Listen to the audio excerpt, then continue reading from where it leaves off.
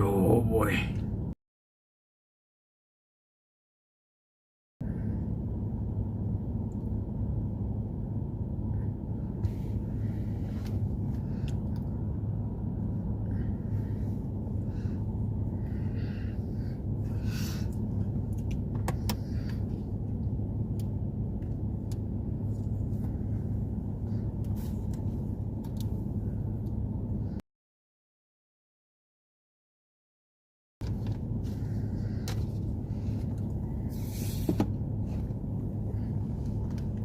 Hello, how we doing today?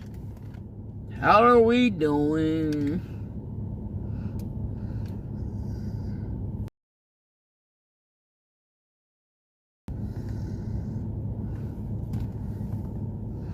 We're just in the meantime, we're getting things all nicely set up here. Oh, look at it going here, okay? Alright, everybody, how we doing today? What? Live stream. We're only happy you're here today, man. You too, little stars. I'm happy you're here too. I'm happy you're here to be nosy, to go out there. You want to learn something today, buddy. It's okay. It's okay. Because God is good. I know you guys are just lonely people, man.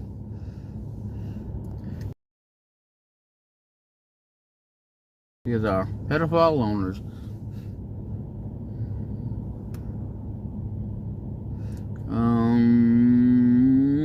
Let's see. Let's try here.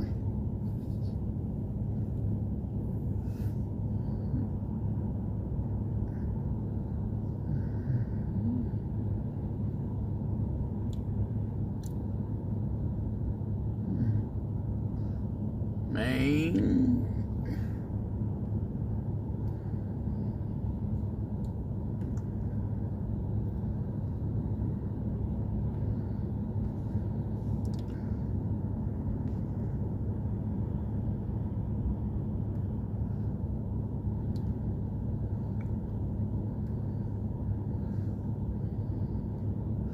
Let's see what we got going on here. Man, there's 13 y'all here. Only 5 likes, man. What is going on here? You guys gotta hit the like button, man. Has become one of the epicenters for fraud, waste, and abuse in America. $3.5 billion just here in Los Angeles County, we think, around hospice and home health care. So the federal government has opened up a new front in America's war on fraud. And it's brought them to California, where the scams ripping off our country not only mirror those found in Minnesota, like fake daycare centers, but expand upon those schemes with brand new ones, which, as you're about to see, are even worse. Man was contracted with these homeless people, but instead he was misusing tens of millions of dollars to live a luxurious life. How is accountability measured by the state? How many volunteers you have, what the weather is like. It's, there's been a lot of, so it's an imperfect process, and I'm not naive about that. These fraudsters, and these do tend to be foreign influences. These are Russian Armenian gangs, mafia, that are leading a lot of these efforts, we believe, have been able to corrupt and work with doctors who are willing to lie.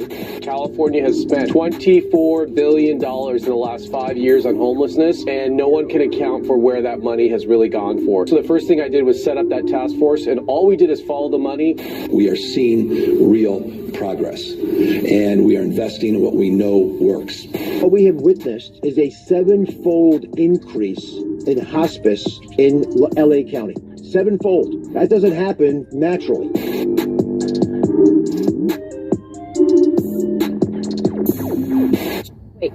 If you were locked up at any Illinois juvenile detention center, like Cook County, the Audi Home, or anywhere else in the system, a global settlement.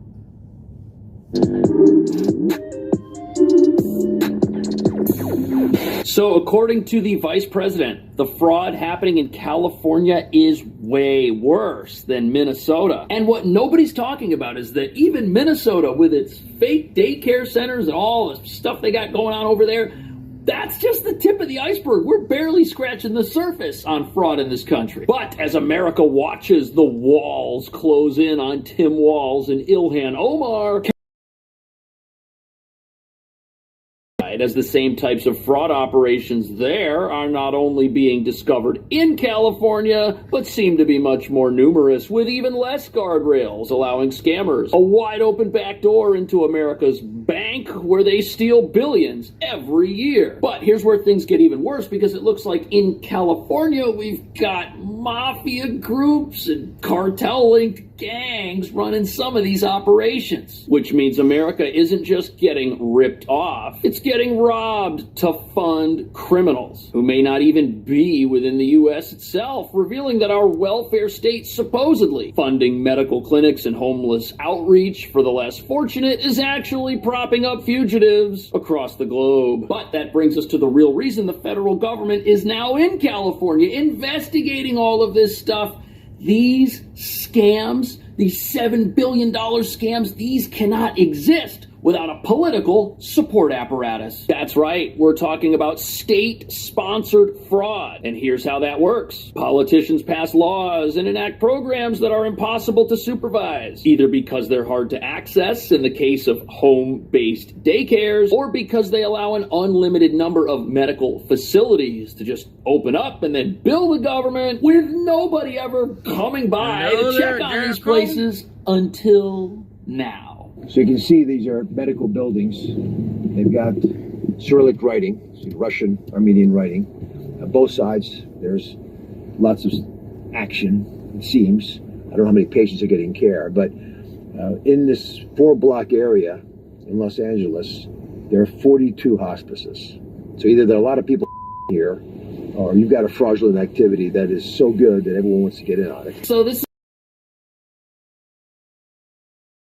are legitimately helping people. You go by and you look at the place, see who comes in and out, find out what's going on, and there's something going on here. All right. I'm in Van Nuys in Los Angeles, and this boarded up area above my head here is a big hospice center. There are apparently quite a few hospices around here, 42 within a 4-block radius. And these guys stole $16 million. And listen carefully, the main guy went to jail for 2 years, stealing $16 million, which is a good trade-off for a lot of folks. And if you look at it, it's pretty indescript. There wasn't anyone really in there. They weren't doing any services. They just got an address they could claim was a hospice, and then they ran the business, claiming people were at home getting services, which they really weren't. What we have learned is there's roughly $3.5 billion of fraud taking place. Where have we heard this before? Oh yeah, right, Minnesota. It's the same playbook all over again.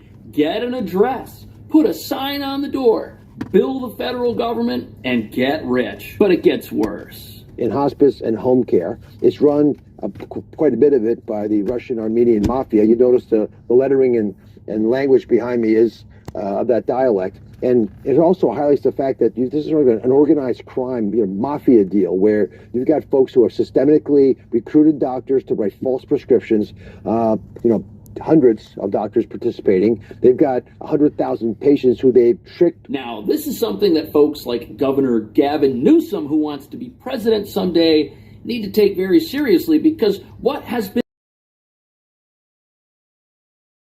come in and is now out in the open. They control all of this stuff. You've got an entire illegal economy going on here, all paid for by the federal government with the help of California not watching what's happening. But wait, fraud in California, it doesn't just exploit the medical industrial complex. Oh no, that's not it. 42-year-old Alexander Suker was arrested. Suker's $125,000 Land Rover was also seized by law enforcement. The feds say Suker defrauded the city and county of LA out of $23 million in taxpayer dollars for not only his mansion and car, but a second home in Greece luxury vacations, designer clothes, and private schools. Right. The homeless industrial complex, that's getting exploited too. This guy got $23 million and spent it all on himself. And this is just one case. There's a whole bunch of these going on right now. Prosecutors say Sucre was supposed to provide 3 nutritional meals a day to the homeless, but during one inspection, Sucre only had canned beans and ramen noodles on hand. The U.S. Attorney's Office in L.A. says they are actively investigating at least 12 other similar fraud cases here in California. Wow. So there are 12 other investigations just like this one. And who is it that's in there shutting these down? Is it somebody at the state level? Oh, no. No, this is the U.S. Attorney General's office who is going after this stuff. This is a federal investigation into the plundering of federal dollars. But now the big question is, why is it that California has so many and billions of dollars into black holes where nothing ever happens? And why aren't people like the governor at all interested in investigating this stuff before the federal government comes in? Fraud on a level that no other state and no other country really has. So here's just a good example. $31 billion spent on the homeless industrial complex in California over the last couple of years. $31 billion, for perspective, is larger than the GDP of over 100 countries on Earth. California is spending that kind of money and getting what result exactly? They spent it and they increased the amount of homeless in their streets. Now, the reason that this is happening is because these nonprofits who supposedly fight homelessness are very, very profitable. A lot of them rake in hundreds of millions of dollars of federal money. And I think this is critical for your audience to understand. It's not California liberals lighting their own money on fire in a burn barrel. They can do that, and they do. These are federal dollars. A lot of these dollars are tied to HUD, housing. So scamming the federal government. It's a multi-billion-dollar-a-year industry. These scammers essentially have their own country in California, a sanctuary state. Who would have thought? But now the question is, these scammers that are just getting rich and have their own country and are earning billions of dollars, who do you think they're going to align themselves with when it's election time? Somebody that wants to crack down on them? Of course not. We saw how this works in Minnesota, where you've got folks like Ilhan Omar and Governor Walz at election-related parties and fundraisers thrown by the very people scamming their state. And what's going on here is the fraudsters and these complexes, like the homeless industrial complex, fully support those who fund them, like Governor Newsom, whether he knows it or not. And here's the thing, if you're going to run against somebody like Governor Newsom in a place like California, you better not touch the fraud operations. If you come in and you say you're going to defund these things, well, the scammers are going to turn around and rally the troops and say you want to see Angelinos living on the streets. They'll say you're no friend of California, that you're an enemy of the people, and that you're heartless. And they're going to say that not so that they can get money from people in California, but no, so that they can get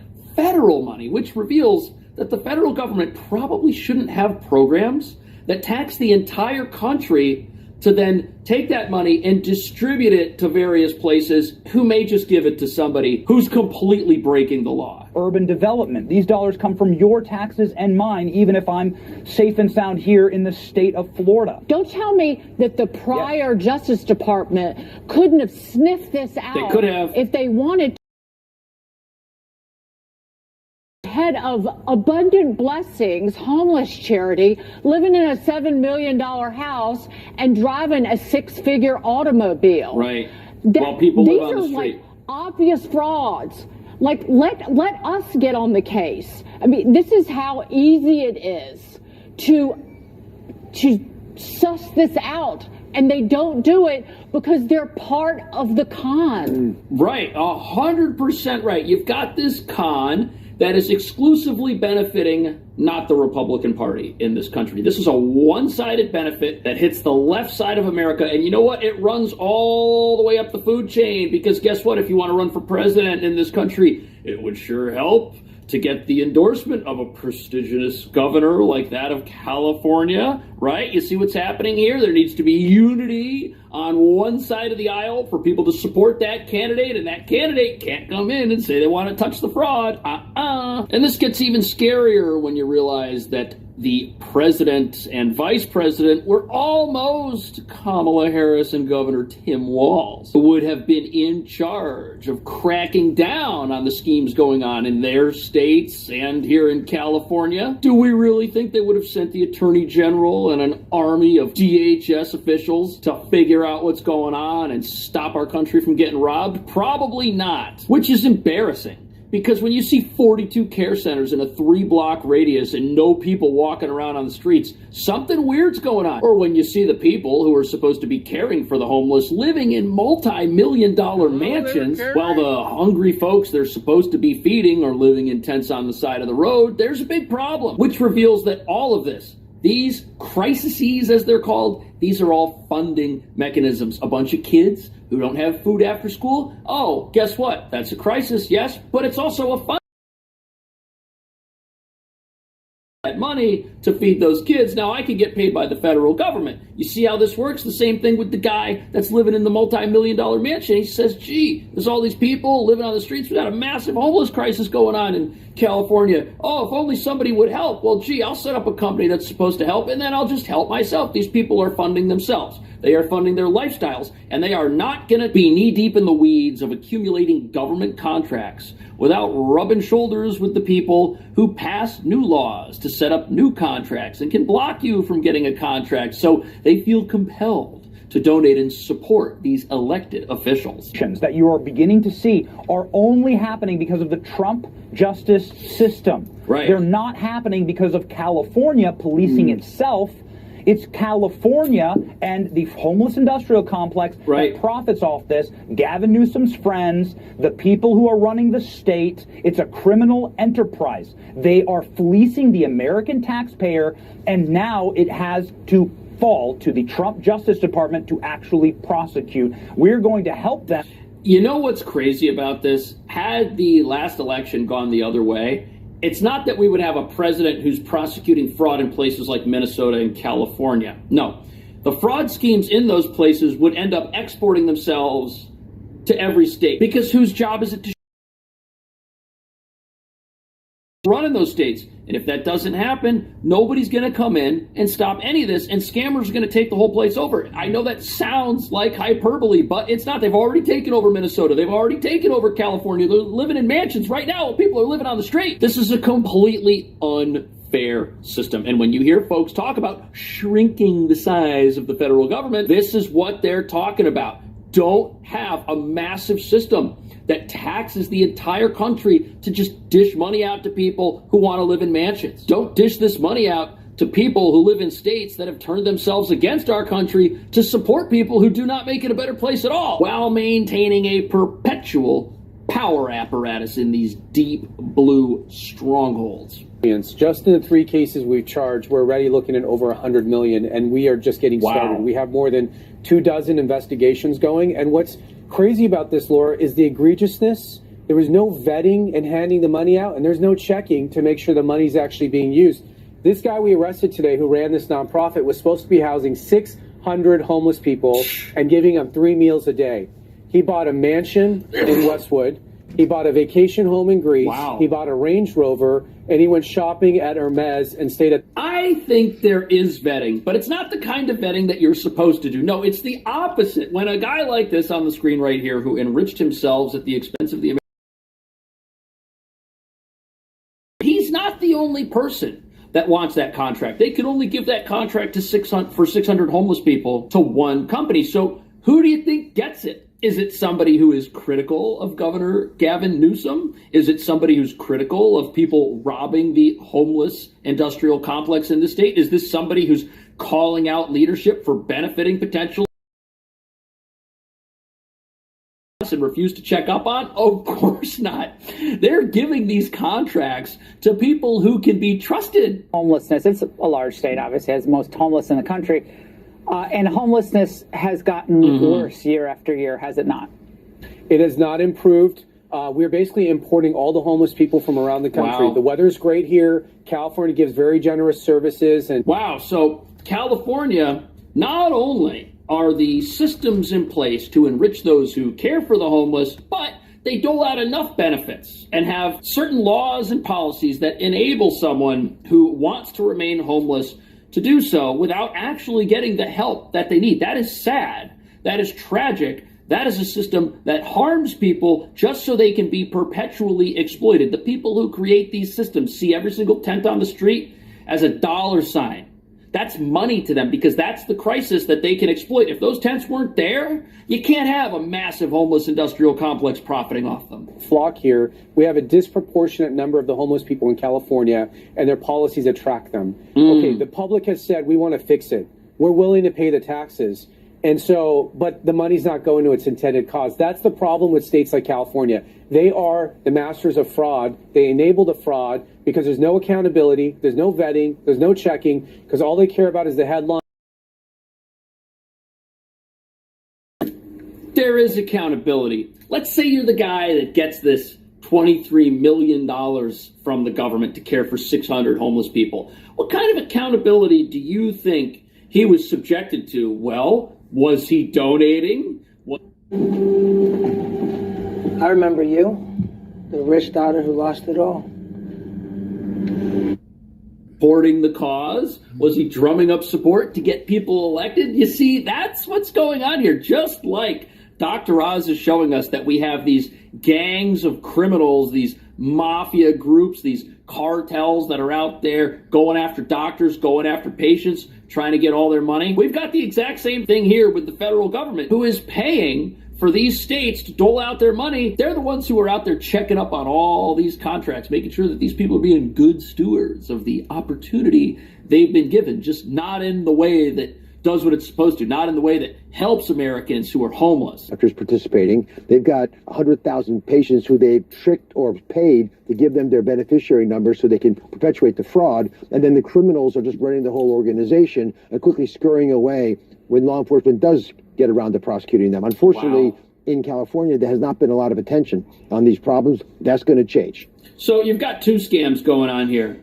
You've got the zero guardrail systems that are being exploited by scammers who then pressure local officials into passing more laws that enable more of their scams, like these fake medical offices, these fake clinics, these bogus hospice centers. That's one aspect of it. These are organized criminals. These are gangs. And then you've got the people that approach the government to get these massive contracts and are well connected. That's who gets contracts. People who know somebody. You better know somebody if you want a $23 million contract. That's how government money works. And you know what? Government funding of anything is totally unfair to the majority of American people, especially when they are the ones who are being taxed to pay for all that stuff. So when you hear people talk about shrinking the size of the federal government, reducing the size of the federal government, that's the heart of the argument there. I can't go out and get a government contract. I don't know anybody who's going to let me get that. It's like winning the lottery. It's this new gold rush that people are after, but it's not really a lottery if you know the right people. It's not really a lottery if the person who's going to give you the contract knows that you are on their team. You see how this works?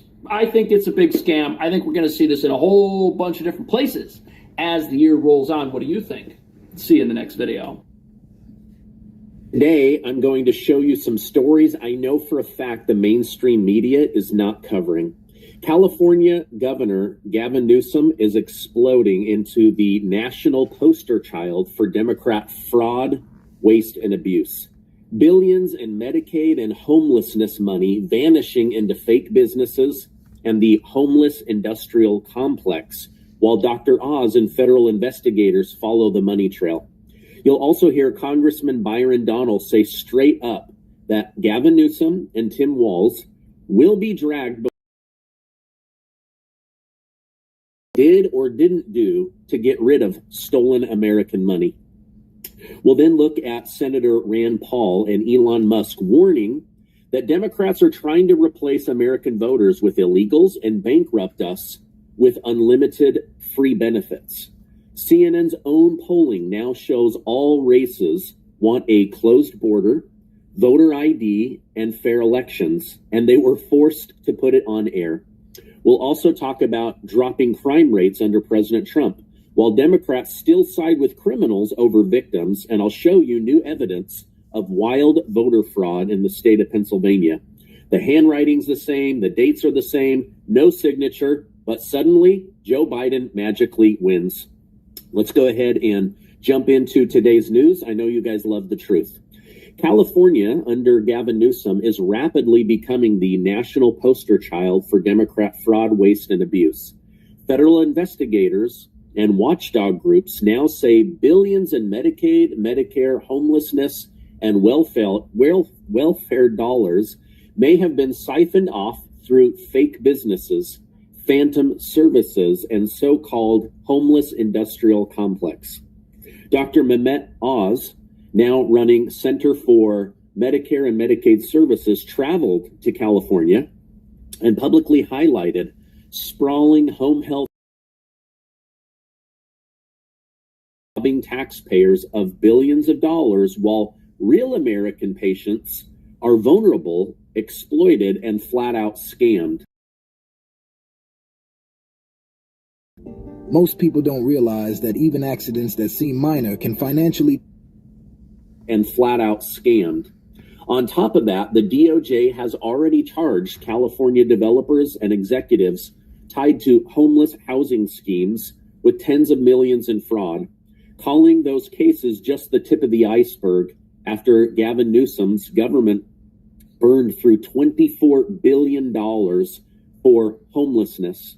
Now, House Oversight Representative Congressman Byron Donalds says Gavin Newsom 100% will be called in under oath to testify about fraud alongside Governor Tim Walz, because governors have a duty to stop the theft of American money, and these ones did not.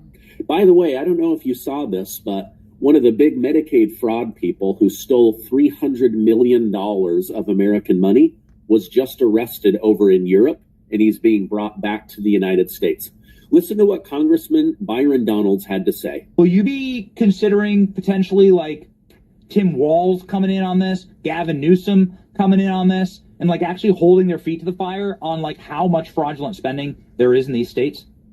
Well, two things. One, I've actually voted against most of the appropriation bills up here in Washington. A lot of the reasons that you're talking about right now. But in terms of bringing these governors, sure that these dollars aren't being spent fraudulently. They do have that responsibility.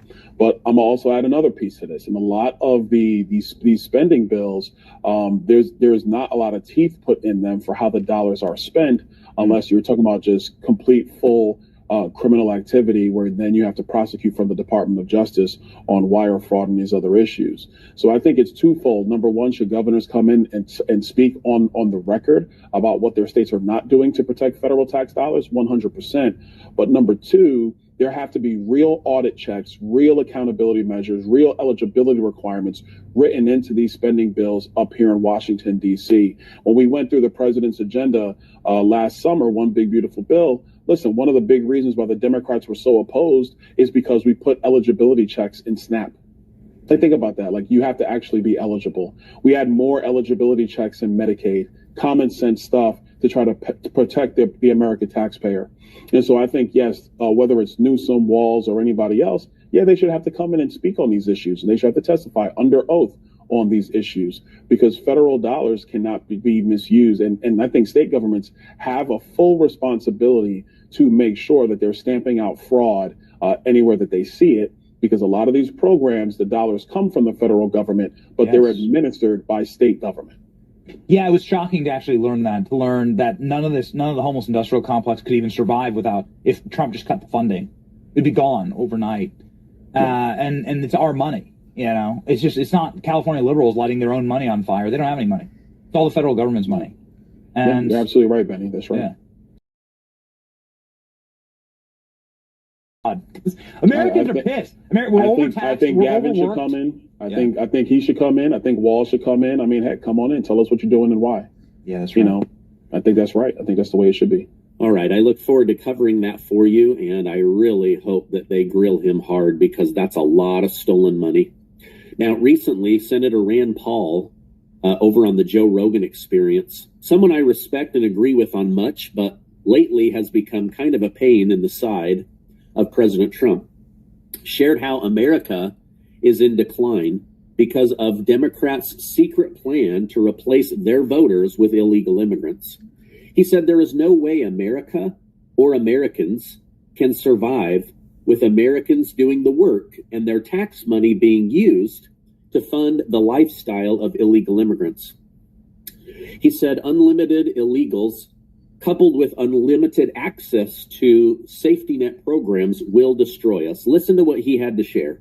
And the thing is everybody, sure, you can, it sounds like a good thing, bring them over here, but we really didn't need another 80,000 people from Afghanistan. We didn't need another 80,000 people from Iraq, and we certainly didn't need another 80,000 people from Somalia.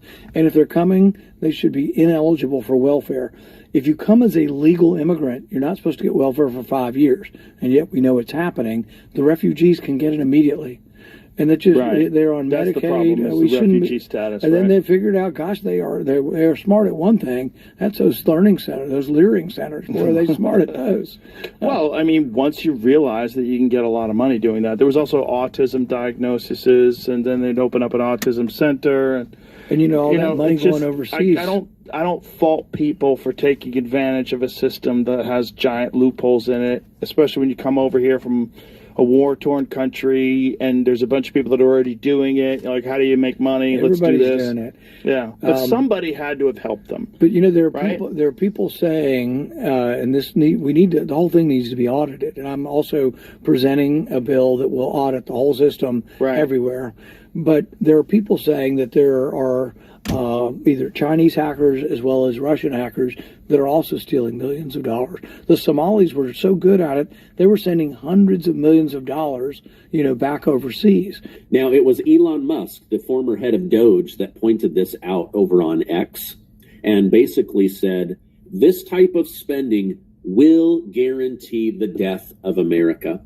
Maybe this is why he's committing to spending up to $100 million of his own money to make sure that Republicans, conservative MAGA Republicans, are there to help President Trump clean up the corruption in America.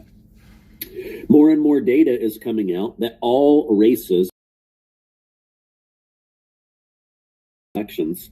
They want illegals removed and voter ID so that we can know with certainty on both sides that whoever wins an election is the real winner.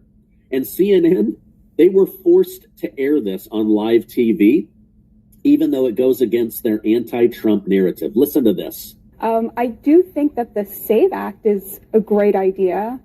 83% of Americans support it, as I learned on CNN this morning, and that includes, 76% of Black Americans, 82% of Latinos, 85% of white Americans. So to me, that's the move. Push the SAVE Act and force Democrats to admit that they are against what 83% of Americans want. I think this is all kind of just a distraction, a bit of nonsense. But I got to tell you, it's not just about stolen money and stolen elections.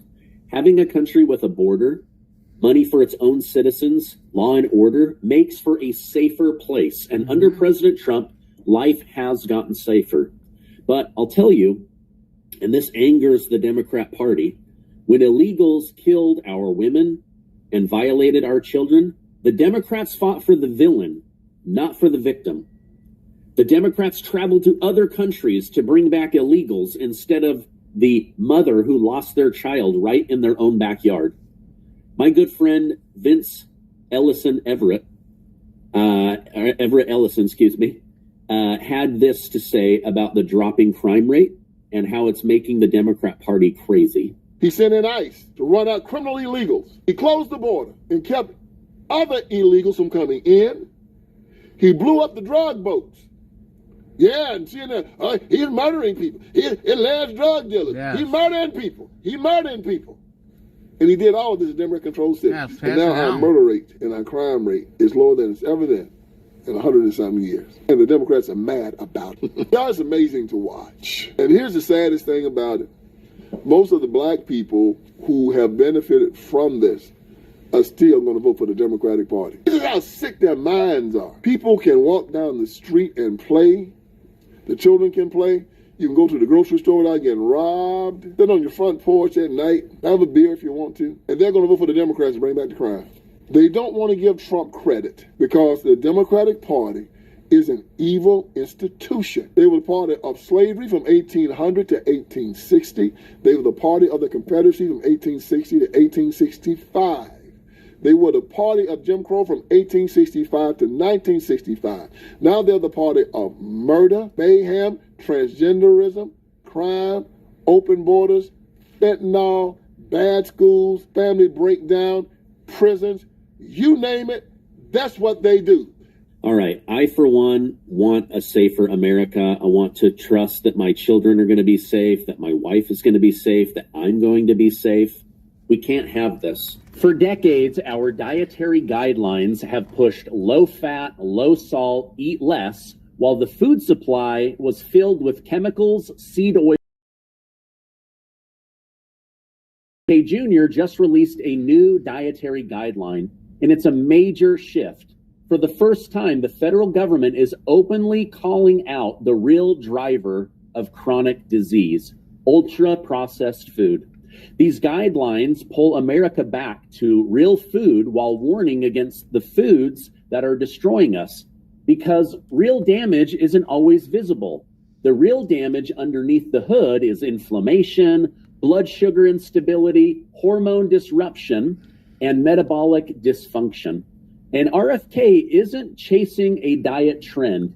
He eats like someone who understands your gut controls your entire system. Mainly meat and then fermented vegetables, anything fermented. So a lot of kimchi and all kinds of fermented vegetables. And it's really, I would say it's dramatically changed my, everything. One problem, it's not easy to eat kimchi every day. And now you can get all the benefits of kimchi in a convenient daily capsule through Kimchi One. Kimchi One helps restore what modern food destroys, delivering kimchi's unique probiotic strain to strengthen your gut barrier, flush toxins out, and reduce body fat. In a world built on fake food, give your gut real protection. I take this every single day, and I feel great. Now, today you get an exclusive offer by clicking the link below for 25% off your entire order, or just snap the QR code.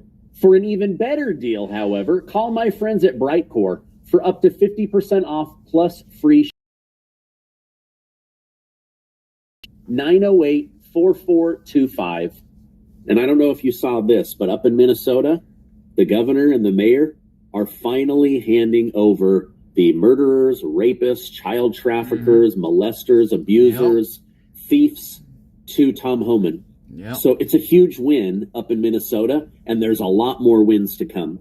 Now, lastly, President Trump put out a video about voter fraud in Pennsylvania, where a batch of voters all suddenly registered minutes before midnight.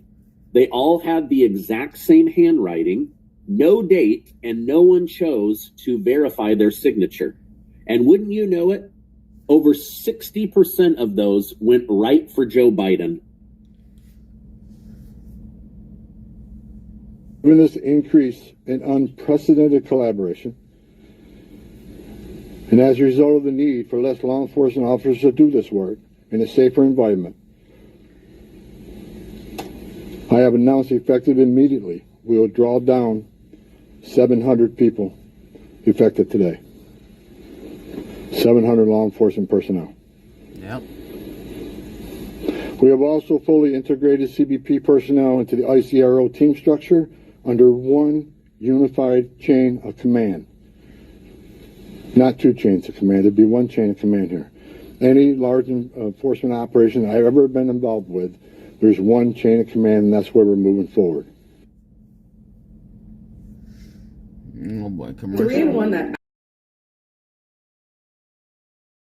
it dissolves under his tongue, works in 15 minutes on average.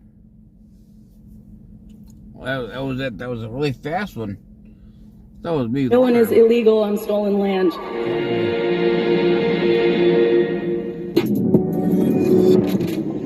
What's up, guys? It's Benny. This is a great practice in the law of unintended consequences. A Billie Eilish pop star decided to give a woke speech at the Grammys and believed that all of the minorities in attendance would celebrate her and name her the white queen. And this is precisely why she said... I honestly don't feel like I need to say anything, but that no one is illegal on stolen land.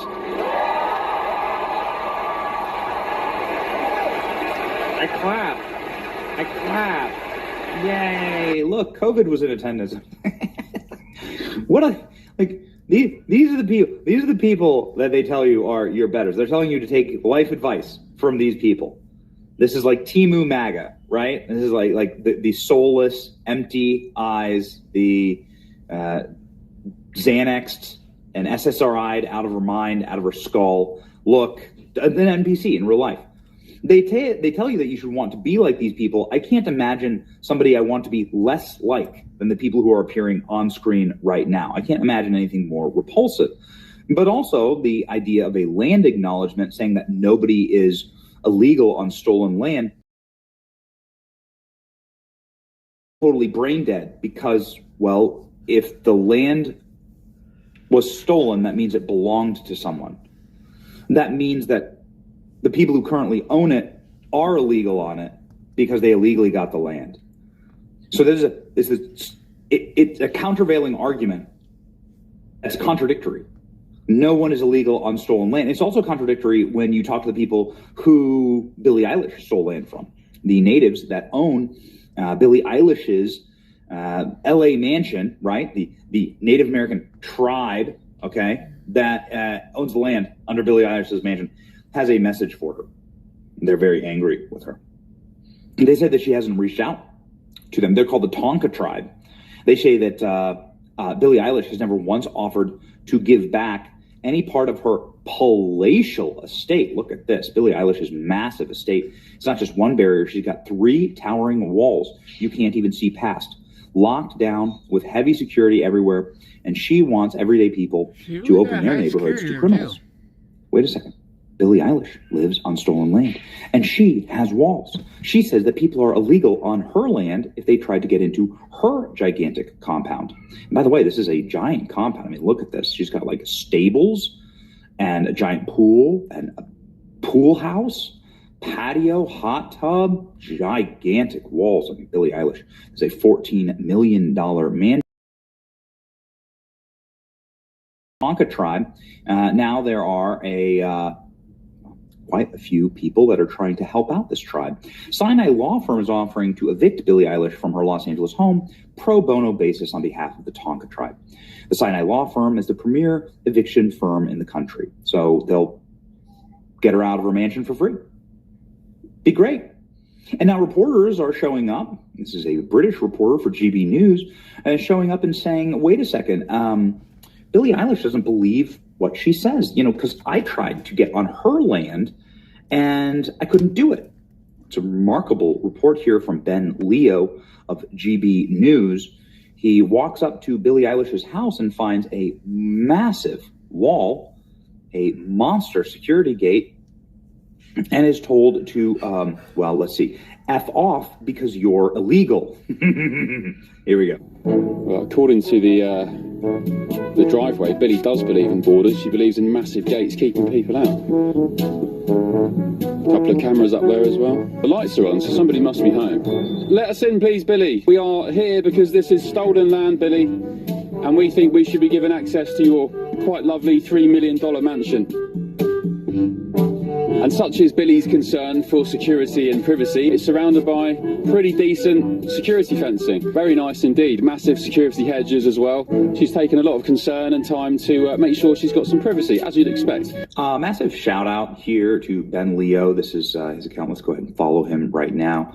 It's a great report. I was howling all the way through. This is exactly how it's done. You can make these people, you can destroy these people by making them live by their own rules. And that's the easiest way to do it. You just have to say, well, why don't you give up your land? Yeah. And that's what the internet is asking. The internet is asking, like, wait a second, you're on stolen land. Like, if you consider all land stolen because, I don't know, white people are on it, is that it? Is it like just white people? White people just don't get the chance to have any land? Is that it? Stolen land, lakes. What is your limiting principle here? Billie Eilish, give me your house. Look, it's an Indian asking for your house. No one is illegal on stolen land. Leave my $14 million mansion, also built on stolen land. Billie Eilish, having a rough one. If you just take the slogan at face value and you make them live by their own rules, then they'll destroy themselves.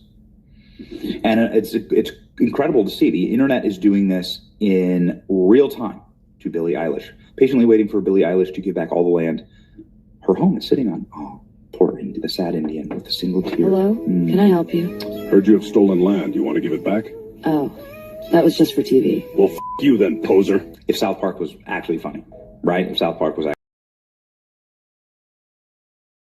So the internet is just, every meme I see is now a Billie Eilish meme because everyone is calling out this trash and it's so obvious. You can't live by your own rules. At the very least, I can live by my rules, right? My rules are that my ancestors conquered these lands, okay? It's not stolen, conquered. And I want to be extremely strong because I don't want somebody to conquer these lands and take them from me. Those are my principles. And those are great principles to live by. I sleep like a baby at night and wake up in the morning. I can live by those principles. Billie Eilish can't live by her principles. Nope. And that's why she's being destroyed. Okay. Live in upright and righteous. Keep out. Asking everyone watching this video to chip into the DNC Fight Fund. Yeah, to send you a libtard. I'll tell this to you. Hey, thank you very much. It's a very important day. We have a lot of important days. But I'm thrilled to sign the Consolidated Appropriations Act to immediately reopen the federal government and fund the vast majority of operations through the rest of the fiscal year. I want to thank, and I have a list here because the list is growing all the time. Everybody wants to be a part of this, so I think I'm going to read the names. I think you deserve to have your names read, and if I don't read any, just raise your hand and let done an incredible job, done really an incredible job, and we appreciate it. Tom Cole, Ronnie Jackson, Buddy Carter, Stephanie Bice, Ken Calvert, John Carter, David Joyce, Steve Womack, and on Steve Womack, I just, where's Steve? Where's Steve? Come here, Steve. I want to just say he had that's a rough week or so, right? Yeah. Tough incredible wife who passed away, but she was an incredible woman, and everybody knows that. Everybody up here, so we're with you all the way. Thank you, Mr. President. I'm glad you could be here. Grateful. I understand. That's a rough deal. He went through rough. He had a good marriage. Good marriage is better than a bad marriage, but it makes it a little bit tougher when something like that happens. Robert Adderholt. I'm here. Susan Collins. Hi, Susan. I heard you're doing good. Cindy Hyde-Smith. Thank you. Cindy, well, you always do good, Cindy. Thank you. Bill Haggerty. Hi, Bill. Lindsey Graham, who's way up in the polls. Lindsey, what's going on with you? You're so high. I don't It has a lot to do with you, don't forget that. Well, has the opponent dropped out yet? Has your Democrat opponent dropped out? You come to South Carolina, they're going. Mario Diaz-Balart. Yes, sir. Thank you, Mario. Katie Britt. Yes, sir. Hi, Katie. What a job you're doing. Thank you. John Barrasso. He knows. I think when I need somebody. John is a great person too. Shelley Moore Capito. Thank you, Shelley. Thank you, sir. Very much. Hal Duncan, Associate Director of the Legislative Affairs. Thank you, Hal. Great job. And Susan Ross Abison and Betsy McConnell. They were really instrumental and they really worked hard. So I want to thank you all. I don't want to. Anybody I didn't mention? Oh boy, that'd be nice because it's a little embarrassing when they stick their hand up. I think to just be quiet is probably easier, but I'm glad we got you in because you really have worked hard. This bill is a great victory for the American people. Instead of a bloated and wasteful omnibus monstrosity full of special interest handouts, we've succeeded in passing a fiscally responsible package that actually cuts wasteful federal spending while supporting critical programs for the safety, security, and prosperity of the American people. And this group of people behind me and others, a lot of votes, they really have done a fantastic job because closing the country, you know, we had a it looks like 5.6, and it could have been 7. We lost a point and a half because of a 42-day shutdown. and that's the least of it. But we would have been at 7. Can you believe it? 7 GDP. So I'm glad we got this done, because this would be another point and a half or something, or maybe worse. The bill officially ends all taxpayer subsidies for radical far-left woke programming on NPR and PBS, so just a waste of money. It slashes nearly $10 billion in wasteful foreign aid spending, giving money to countries that don't need it. They have plenty of money. And we ended that. That was so important, $10 billion. Think of it. It continues the closure of U.S.A. and creates a brand new America First Opportunity Fund for responsibly providing foreign assistance to nations where it actually serves American interests. So we have nations that do help us, and it serves our interests, so we have something to help them out with. This bill also cuts funding to abusive and weaponized IRS programs. I was a victim of that too. You probably read that. Did you read that recently, right? Sure. I was, I guess, the ultimate victim. That were used to harass American taxpayers. It builds on the Republican rescissions package passed last summer, which saved Americans billions and billions of dollars. It fully funds our military, includes a well-deserved pay raise for all American service members, and makes historic investments in the American shipbuilding industry, which is great. We're really starting to do something incredible with shipbuilding. And I don't know if you saw that in over 30 years beat Japan. We love Japan, great country, but their power in steel making, that we produced more steel this year than Japan. Think of that, more steel than Japan, and Japan is a powerhouse at that. And we were pretty much dead when it came to steel. So what do you think of that? To me, when I heard that, we did more than Japan. It continues to fund deportation flights that are removing dangerous illegal aliens from our country. It continues historically successful efforts to reduce crime in our nation's capital. We have a very safe city right now. We have a city that is like a different world from what it was a year and a half ago, when you couldn't walk down a street without being hurt very badly. I want to say that in a nice way. Washington, D.C. is a safe city. In Memphis, by the way, crime is down 77%. Amen. And in New Orleans, I don't know if you heard these numbers, but in New Orleans, we started 4 weeks ago, max, and crime is down 68%. It's going to be down to practically nothing within the next month. Pretty amazing. You want to file free? Hit it. Oh, commercial. NFL's night. We discussed reports that fans were planning to tune out of the Super Bowl halftime show in protest of Bad Bunny. But now, that protest has evolved into a full-blown rival production with a star-studded lineup that's looking to steal millions of viewers away from Roger Goodell. Now, Turning Point USA has officially announced the launch of the All-American halftime show, and the lineup they've secured is sending shockwaves through the music industry.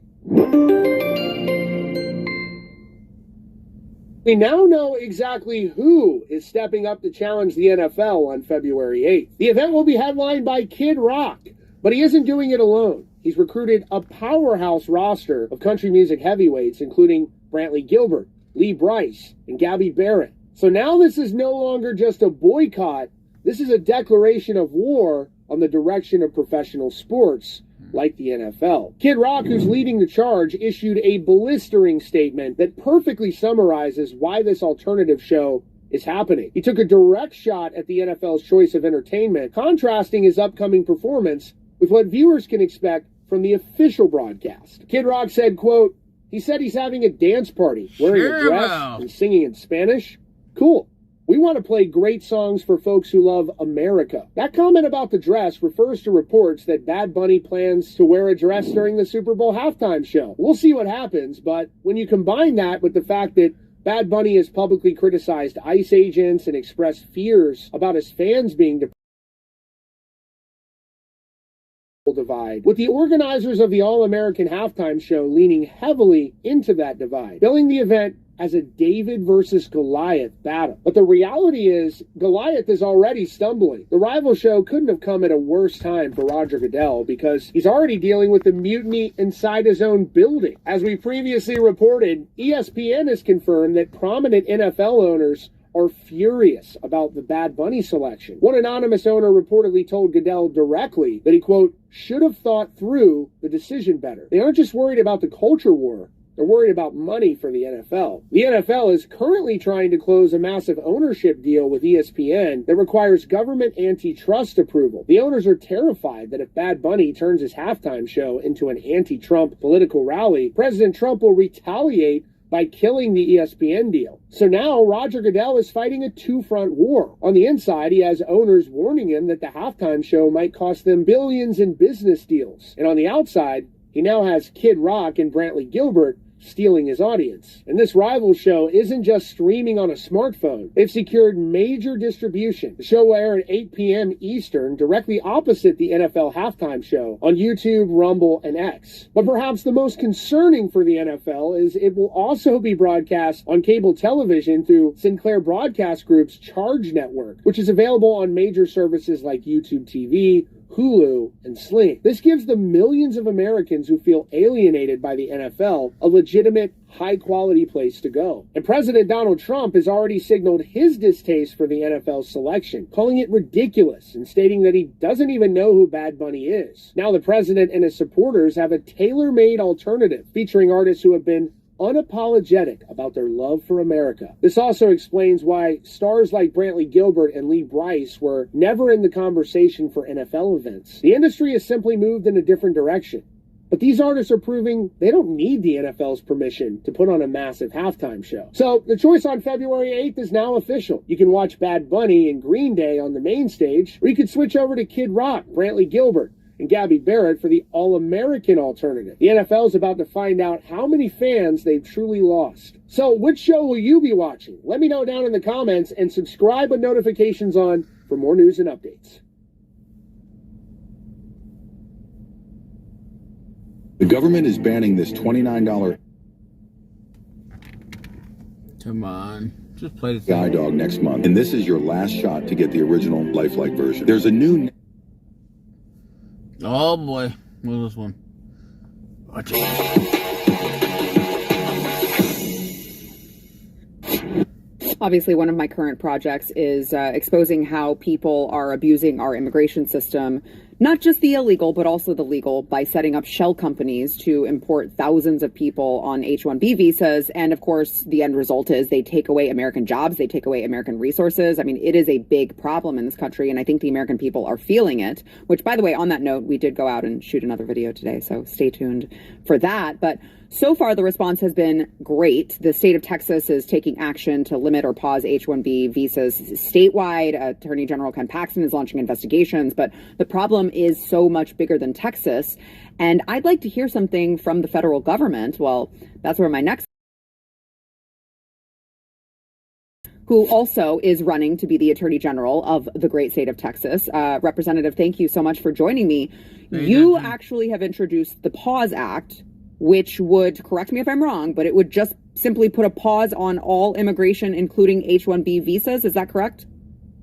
That's right. And, you know, we introduced that after we saw so many of these horror stories that many of us had known for a long time that the system was plagued with so much fraud and so many problems, and have been pushing back on it. And, you know, going all the way back through before the big, beautiful bill, going all the way back to the various immigration debates we've had. Many of us have been trying to, you know, raise up the red flags that there's massive issues here.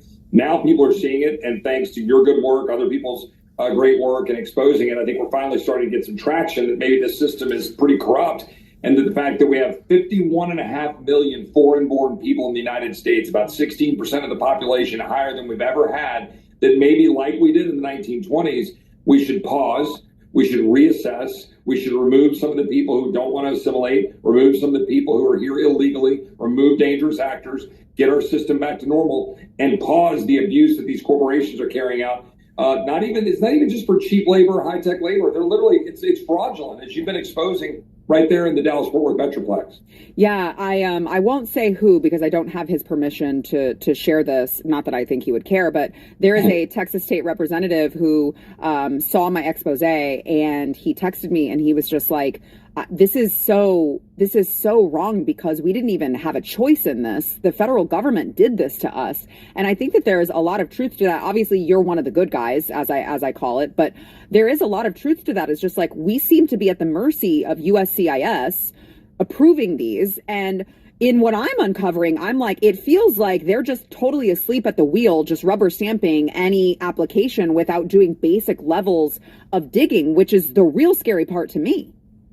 Yeah, I mean, look, I could talk for 2 hours on this, but I'll try to distill it very quickly. If you go look at the last, I'm going to say 2 decades, 20 years ago, when I was a lawyer on Capitol Hill, we were fighting the amnesty push of 2006-7 under the Bush years. I could walk you through for 2 hours the battle scars of fighting to stop what was going to be a giant amnesty. And everybody then was talking about, remember, they were talking then and then again in 2012, 2013, that amnesty push, remember the Gang of Eight? Yeah. All of that was being built around the idea, well, there's some people here who are illegally, we should remove them, but we need a massive increase in legal immigration. Remember, that's always been the place, the Chamber of Commerce, the Wall Street Journal, all of the swamp creatures all go, hey, yeah, we'll agree, stop the illegal immigration, but we need a massive expansion of legal immigration. So what you had then was juicing of H-1Bs, of diversity visas, chain migration, all of these things to use the tools of legal immigration, which was supposed.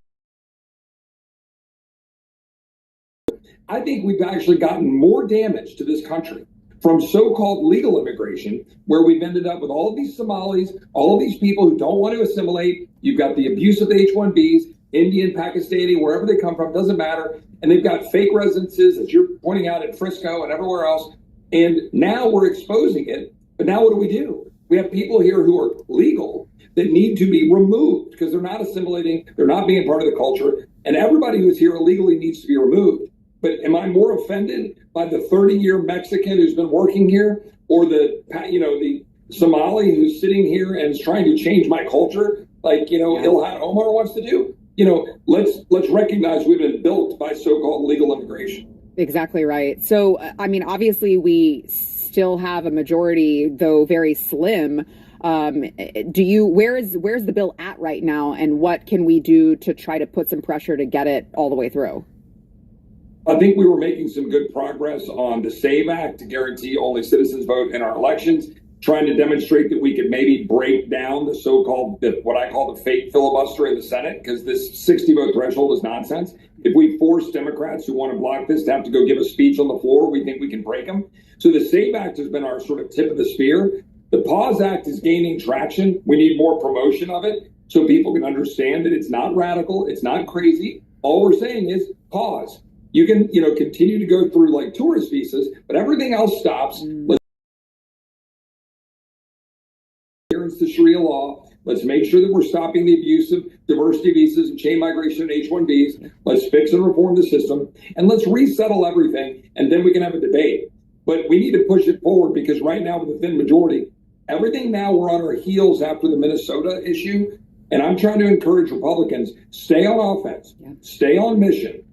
We have got to stop responding defensively and instead say the radical left, the Marxists, the Antifa warriors, the Islamists, they're trying to remake Texas and remake America. Don't apologize. Yes, we want to do everything right. Tom Holman, I'm glad he's going to Minneapolis. Let's do it all right. Neither you nor I or your viewers are for law enforcement running amok. Right. We are for law enforcement backing them up to remove people here who are under orders of removal, who are gang members, who are dangerous, who don't want to assimilate. They need to be gone. Yeah, you're absolutely right. And I just wrote an op-ed. I'm curious your thoughts on this. I just wrote an op-ed at theblaze.com a couple days ago about eliminating the H-1B visa, which I know it would take a step further than the PAUSE Act that you're considering. So I don't want to conflate the two. That's not what you're advocating. It's what I'm advocating. And so, but I said, we could eliminate it, and people go, well, what about the best of the best? And what about, bringing in and damaging the American jobs and the American companies? And I'm like, okay, but what about the EB-5? Why aren't we talking about that more? Because that would bring people over if they can invest in the American economy and bring in, $1 million invested in a company and then provide full-time work to 10 American workers. So there are ways that we can structure this that it's a win-win. Why aren't we doing that? And until we can, I just don't agree that this system is bringing in the best and the brightest. I mean, I'll give you one more, Chip, is that I'm going through all of these H-1B, applications, and it's like, oh, I'm sorry, you need an athletic trainer at Texas A&M, and the only place you can find it is from a foreign country. You need an elementary school math teacher, and the only place you can find it, you can't find one single American worker. You have to go to a foreign country. I can't believe that. That's not believable. It's very clearly false. Yeah. It is very clearly false that H-1Bs are bringing in, the high-skilled workers that we need. That's just not true, right? I mean, the fact of the matter is all of the stuff they're selling us with it is not true. It's not what's actually happening. And so to your point, I support the Pause Act because I think it's across all issues, and I'm trying to make everybody understand we have, frankly, too many foreign-born people here for us to maintain our sovereignty, our identity as Americans. We need to pause. But I agree with you, and I'm introducing legislation probably next week that is going to be a massive overhaul of H-1Bs that would completely change the way we do it. And frankly, it would make it to where it wouldn't even be the current H-1B system. We need a wholly different approach to it.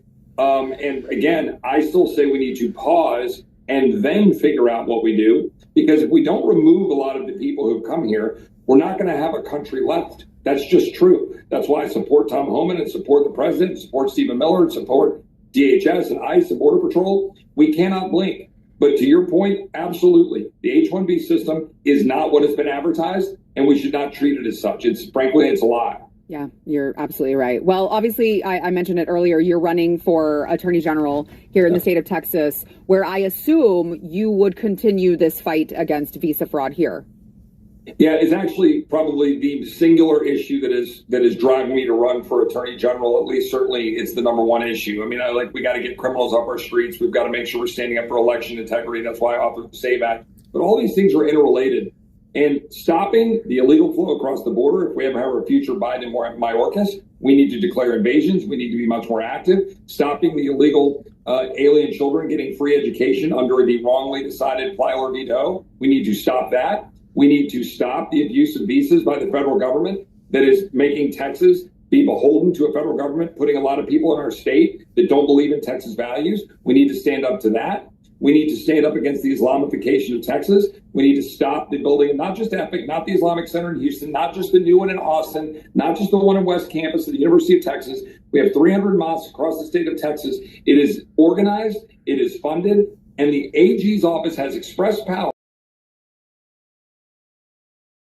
the money. We cannot allow CARE to laugh in our face as they're doing right now when they go to the Austin City Council to have a Muslim Appreciation Day, and they know full well that the governor just declared CARE as what they are, a terrorist organization. So as Attorney General, I will be on full offense on all of those issues to maintain Texas sovereignty.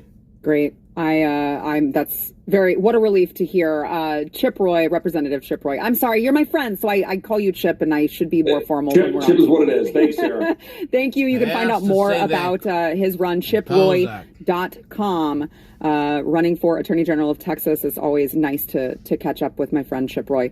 All right, we have more to come, but I want to just remind you guys, blazetv.com/Sarah is where you can get a subscription to Blaze TV. You can save some moolah, some money with promo code Sarah, blazetv.com/Sarah. We'll be right back. If you like this clip and you want to see the full episode, click here. And if you want to subscribe to the channel, come on, you know you do. Click here.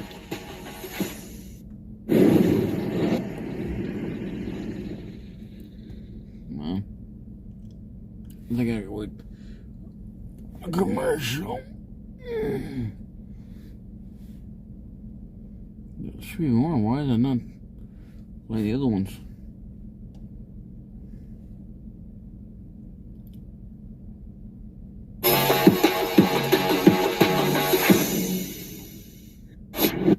Obviously, one of my current projects is exposing how people are abusing our immigration system, not just the illegal, but also the legal, by setting up shell companies to import thousands of people on H-1B visas. And of course, the end result is they take away American jobs, they take away American resources. No, actually, that was the last one. Oh, it looks like I gotta find another one. There were more. Man, I must get old.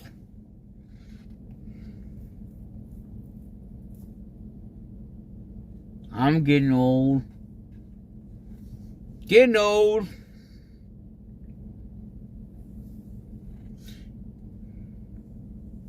So, well, we gotta get this here SAVE Act passed, and even the Paul's Act passed too. We gotta get it done. Actually, let's do.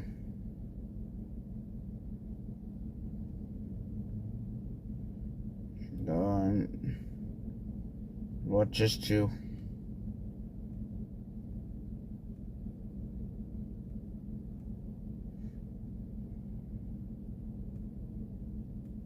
I heard New York is really getting tired of a zombie already. Them pedophile people. They are getting tired, man. Alright, let's go to this city here. Put this one here. Wait.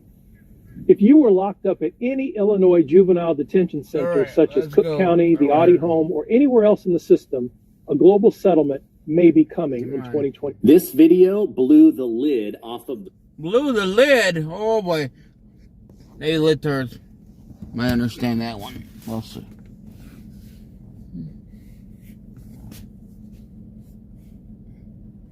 Real war President Trump is waging for you right now to make America more independent and freer than ever. Trump's not messing around. He's crushing globalists, dismantling Antifa's street terror, holding the EU and the British Empire at arm's length so our economic engine can roar back to life after draining us of jobs and plundering our wealth with wars. Davos elites and Brussels bureaucrats want to own the United States, suck our jobs dry, tank our economy, weaken our dollar so that they can climb on top of the mountain using our bodies and lives. Nobody wants American dominance. They want us beggars funding their empires. But Trump's waging total war for the middle class and the working man, your family, your paycheck, and your future. This isn't fully political. It's a behind-the-scenes revolution most people can't see. I'm going to show you this video so that you can see exactly what President Trump is doing, not only to strengthen America, but make sure that the dollar and our way of life are the dominant player in the world and specifically in the Western Hemisphere. Make sure to like and subscribe. Check this out. What do a shooting in Minneapolis, the Davos smackdown, part of the same war, and the empire just lost its first line of defense. President Trump's new national defense strategy just ended 80 years of American support for regime change operations abroad. No more color revolutions in other countries, no more democracy promotion. The post-war order isn't dying, it's dead. So what do the British do when they can't run their operations overseas anymore? They bring them home. Now they tell you Minneapolis is about communities fighting back against authoritarian ICE agents. But what you're really seeing is a textbook color revolution, the same tactics Lord Palmerston pioneered 170 years ago to stop the American system from spreading. And the same personnel who ran regime change in Ukraine and Syria are now running operations in the Midwest. Today we're going to cover three things. First, Minneapolis as a classic British destabilization operation, and the U.S.A. ID operative caught running it.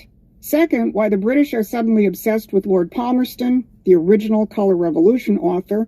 And third, the new national defense strategy as the final nail that forced them to bring the war home. While the media gaslights you about out-of-control ICE agents, Vice President J.D. Vance put his finger squarely on the truth. He said, "This level of engineered chaos is unique to Minneapolis. It is the direct consequence of far-left agitators working with local authorities. Engineered chaos, working with local authorities. Let that sink in. And here's one of those local authorities, Rachel Sayre, the EMS federal law enforcement. My background is in international humanitarian response in conflict zones. In Yemen, Haiti, Syria, Iraq, and Ukraine. What I've seen here is what I've seen there.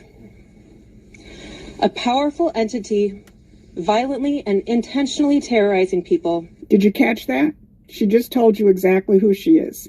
Yemen, Syria, Iraq, Ukraine, pretty much everywhere the empire has run a color revolution, she was involved.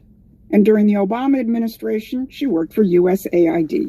the very institution that Donald Trump and Marco Rubio just shut down precisely because it was a hotbed of anti-American activity, funding the NGOs that helped flood illegal immigrants into this country. She's not comparing Minneapolis to a war zone to be dramatic. She's telling you that the same class of professionals who manage regime change operations abroad are now running operations in the Midwest. And Minneapolis isn't a random flashpoint. This is ground zero, the origin of George Floyd, BLM, and American Antifa itself. The first explicitly Antifa group in America was formed in Minneapolis in 1987, explicitly modeled on a British organization and designed to import European destabilization tactics onto American soil. A foreign pathogen introduced 40 years ago, nurtured by globalist money, now fully activated. This isn't organic American protest. This is a professional regime change tactic deployed on American soil. So why Minneapolis? Why now? In recent weeks, the foreign policy mouthpieces of the Anglo-American establishment have been clutching their pearls about the end of the post-war order. They know the game is up. Just look at Mark Carney, the new anti-Trump voice of the empire, delivering the obituary at Davos this week. We know the old order is not coming back. We shouldn't mourn it. Nostalgia is not a strategy. But we believe that from the fracture, we can build something bigger, better, stronger. But here's where it gets interesting. If you listen closely, the leading British and Commonwealth voices aren't just mourning the post-war order. They're suddenly obsessed with the 19th century. NPR is reporting that Trump's America First is dragging us back to a 19th century world of spheres of influence. And the Council on Foreign Relations warns we're drifting not by accident, but by structural necessity toward a world that looks far less like the liberal universalism of 1945 and more like the balance of power order of the late 19th century. Spheres of influence, managed rivalry, and transactional diplomacy. And then enter Jeremy Corbyn of the British Labour Party. He chimed in. Never sue the person who hit you after a car accident. I just got $100,000 for an accident I was in last month, and I didn't. Jericho, if you got a link there, post it. Almost. We can watch it. 19th century imperial powers squabbling over bits and pieces in the rest of the world. Now ask yourself, what was Britain's greatest fear in the 19th century? That the principles of the American Revolution would spread. That the economics of the American system would create strong, prosperous, sovereign nations, leaving the imperial policies of financial control, backwardness, and depopulation in the dust. Which, by the way, is exactly what Donald Trump is doing today. No good so videos? How do they want to respond? Pay attention to the Anglosphere commentators. Suddenly, it's all the rage to quote Lord Palmerston. First, it was Lord Jacob Rees-Mogg. Henry John Temple, Lord Palmerston, one of my great heroes, and I'm using one of my favourite books, the Dictionary of Quotations. He famously said, "We have no eternal allies, and we have no perpetual enemies. Our interests are eternal and perpetual, and those interests it is our duty to follow." This is really important because when you're looking at foreign policy, it is crucial to remember. Then Canadian Conservative leader Pierre Poilievre referenced Palmerston in the same way as a model for the current transition. But we must also remember that our trade and security partnership with the U.S. is centuries old and will outlast one president. To quote the British Liberal Prime Minister, Lord Palmerston, We have no eternal allies, and we have no perpetual enemies. Our interests are eternal and perpetual. On YouTube. And the British website Unheard lamented that the nation of Lord Palmerston is unable to secure itself a place in an emerging global order. Now, this isn't nostalgia. This is a roadmap. Lord Palmerston dominated British foreign policy from 1809 to 1865 as Secretary of War, Foreign Secretary, and Prime Minister. His mission was simple: destroy any nation or alliance that might follow in the footsteps of the United States and challenge British hegemony. And how did he do it? He didn't just use gunboats. He pioneered the use of mobs and liberation movements to destabilize rival nations from within. He sponsored anarchists, separatists, and radicals across Europe and America to break up sovereign states that threatened the empire. Lord Palmerston was the original author of the Color Revolution. And now, as the American system rises again under this administration, the heirs of Palmerston are dusting off his playbook. They see that the national security strategy and now the new national defense strategy have ended U.S. support for color revolutions abroad. So they're bringing the war home. Now, what really forced the empire's hand? What made them activate the Palmerston playbook on American soil? Donald Trump and his team just spent a week at Davos delivering a very specific message. Not fighting your wars, the post-war order is dead, and the real America is back. Howard Lutnick, Scott Bessent, and Trump himself were relentless in ripping globalism to pieces.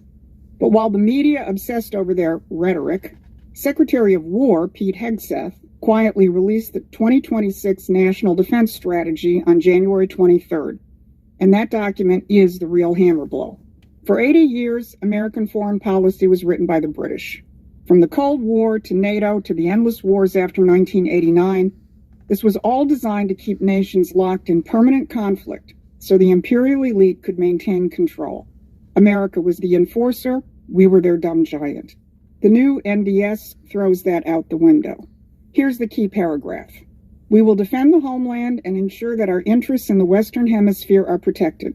We will deter China in the Indo-Pacific through strength, not confrontation. Yeah, I like we will Rebel increase too, burden sharing with allies and partners around the world, and we will rebuild the U.S. Defense Industrial Base as part of the President's once-in-a-century revival of American industry. Now, this document explicitly states that the security of the U.S. homeland and the Western Hemisphere is now our primary concern, not China, where, as you saw, the language shifted from strategic competition to strength, not confrontation. I like Gavin better, and the usual saber-rattling over Taiwan, gone. Well, the British noticed. And even more shocking to the geopolitical establishment, Russia is now described as a persistent but manageable threat to NATO's eastern members. Did you catch that? A threat to NATO's eastern members, not necessarily to the United States. And the Washington Post got that message. What does this add up to?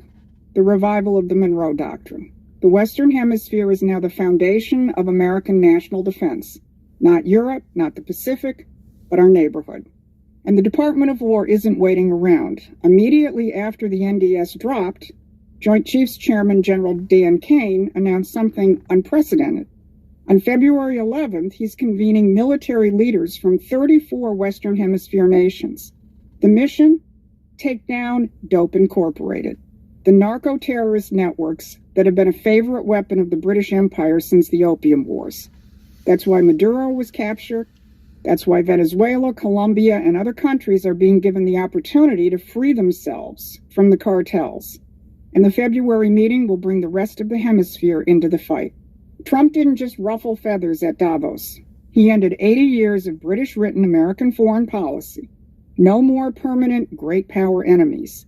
No more regime change abroad. No more color revolutions funded by U.S.A. No more American blood and treasure spent enforcing the empire's rules-based order. They had no choice but to activate domestic assets. The Trump administration announced the end of the post-war order, and the empire knows it. And that's why they're suddenly channeling Lord Palmerston, the original color revolution mastermind, who spent decades trying to stop the American system from spreading. They couldn't beat us through their rules-based order, so they're reaching back 170 years for the playbook that preceded it. Which brings us back to Minneapolis. This isn't spontaneous outrage over immigration enforcement. This is a Palmerston operation, professional color revolution tactics imported from Britain 40 years ago, nurtured by globalist money, and now deployed against a sitting U.S. president. The same people who ran regime change in Ukraine and Syria are running operations in Minnesota. Rachel Sayre told you so herself. But the new NDS shows we know their game, and this time we're not playing by their rules. The British establishment wants you to think America is the new empire. In fact, Chatham House is even hosting a seminar called The New Threat of Imperial America. Think about that. The headquarters of the British imperial establishment is accusing America of being imperial for refusing to fight their wars. Jericho! Give me a link there, buddy. Give me a link.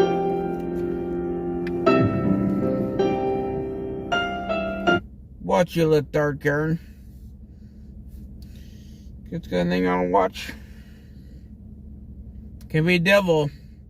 I know it's always like the devil stuff.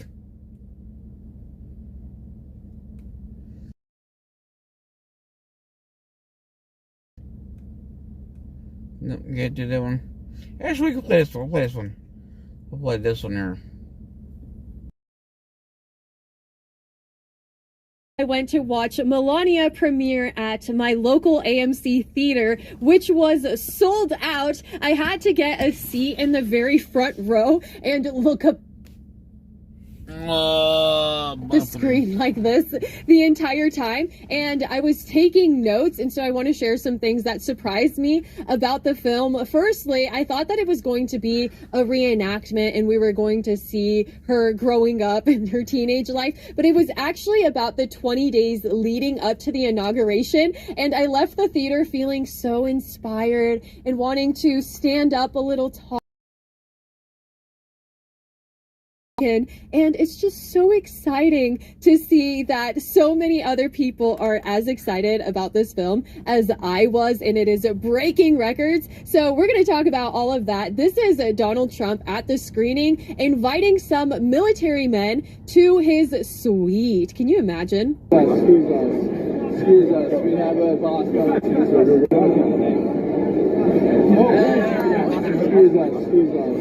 Excuse us, we have a boss coming. You know you did life right when Donald Trump gives you the point. Specifically, you know that meme? But imagine that meme happening at you. And then he tells you, come on up.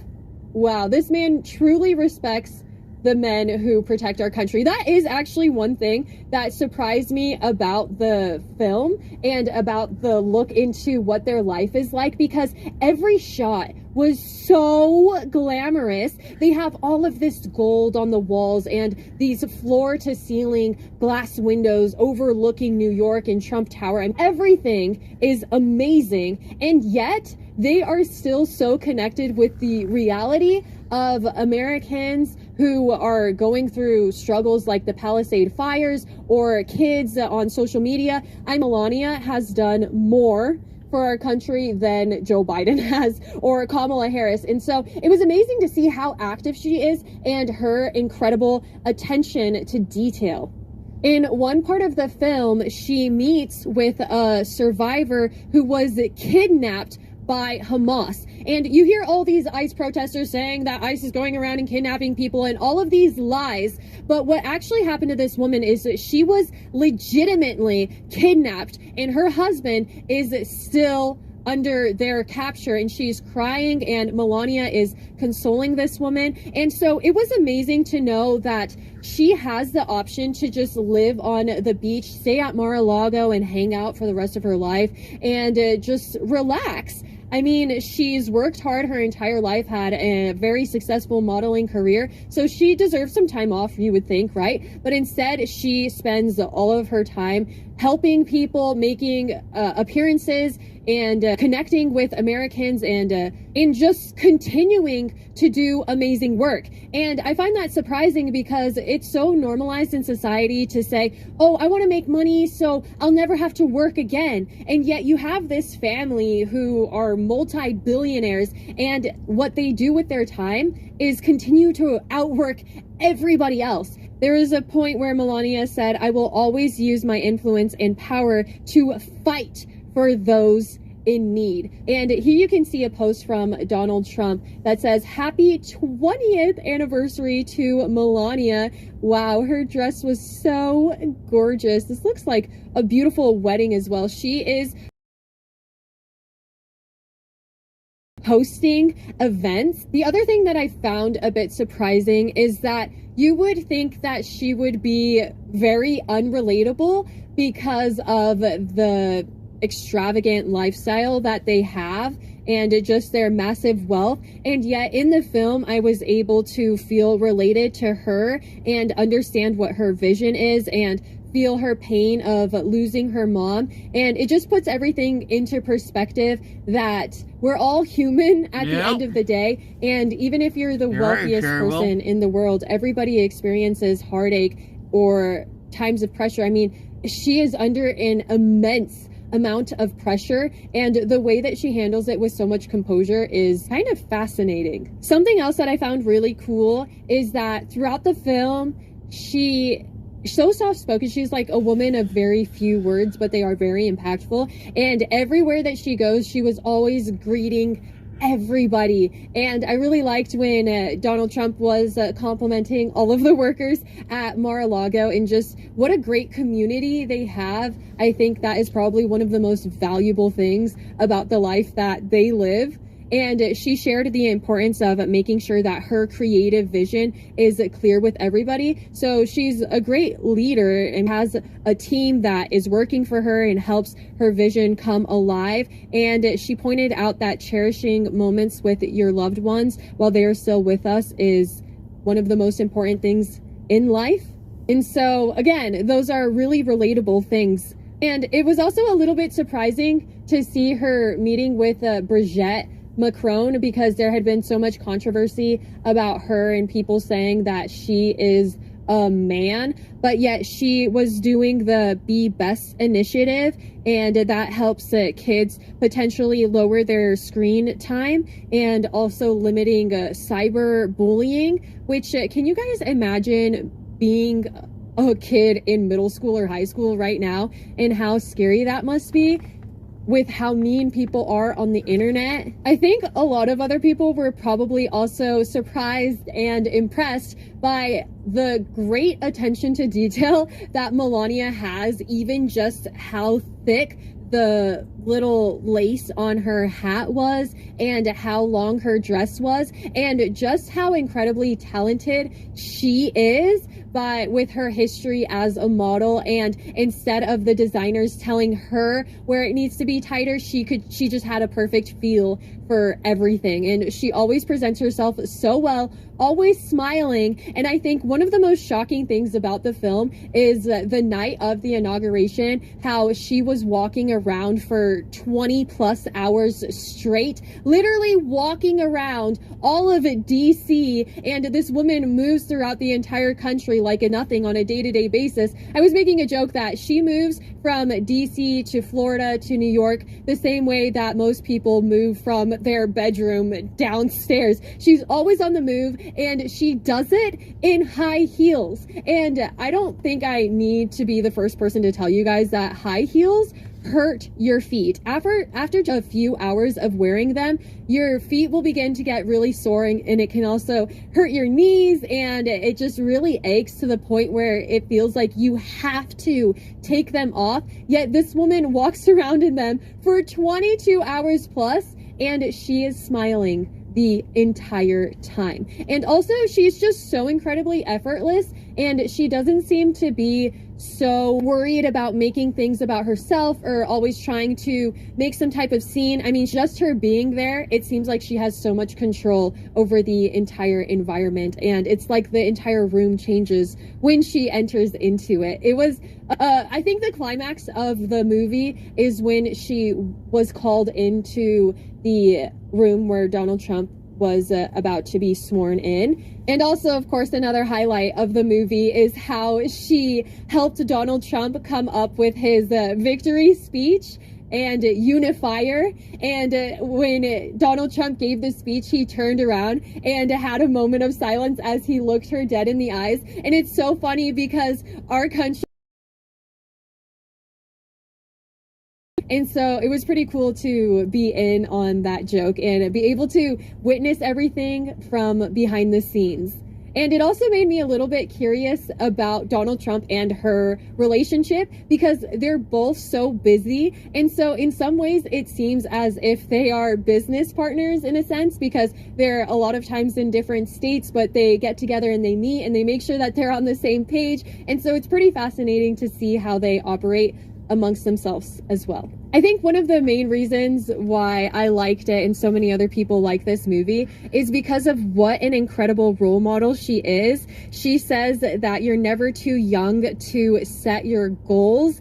And she doesn't just say these things, that she truly lives it out. She's so active. I mean, she's moved from country to country and she worked so hard in her career. And not to mention, was first lady the first time and this time, all while being a mom and raising a really well put together son who is so confident under also such massive pressure as well. I also enjoy hearing how patriotic Melania is, and she does such a great job at amplifying the beauty of our country and of the White House. She says our country is so beautiful. And she also points out that it is up to every individual American, it's up to us to create the future of our country. And so she's very respectful to our people. And one of the things it sounds like she wants to do is make it so the role of First Lady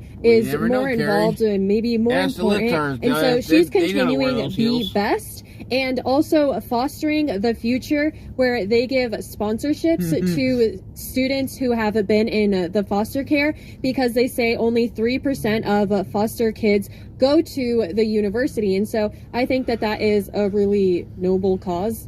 It's really almost comical how put together their lives are, and it is so great because they are under constant attack. And I love how supportive Melania is to Trump. She says that nobody has endured what he has. They try to murder him, incarcerate him, and slander him. And I believe that she kind of left out that they would do the same things to her, but she's basically untouchable because she's just like kind of perfect. You know, she always brings a smile and so much grace, and she never stoops down to the people on the left's level.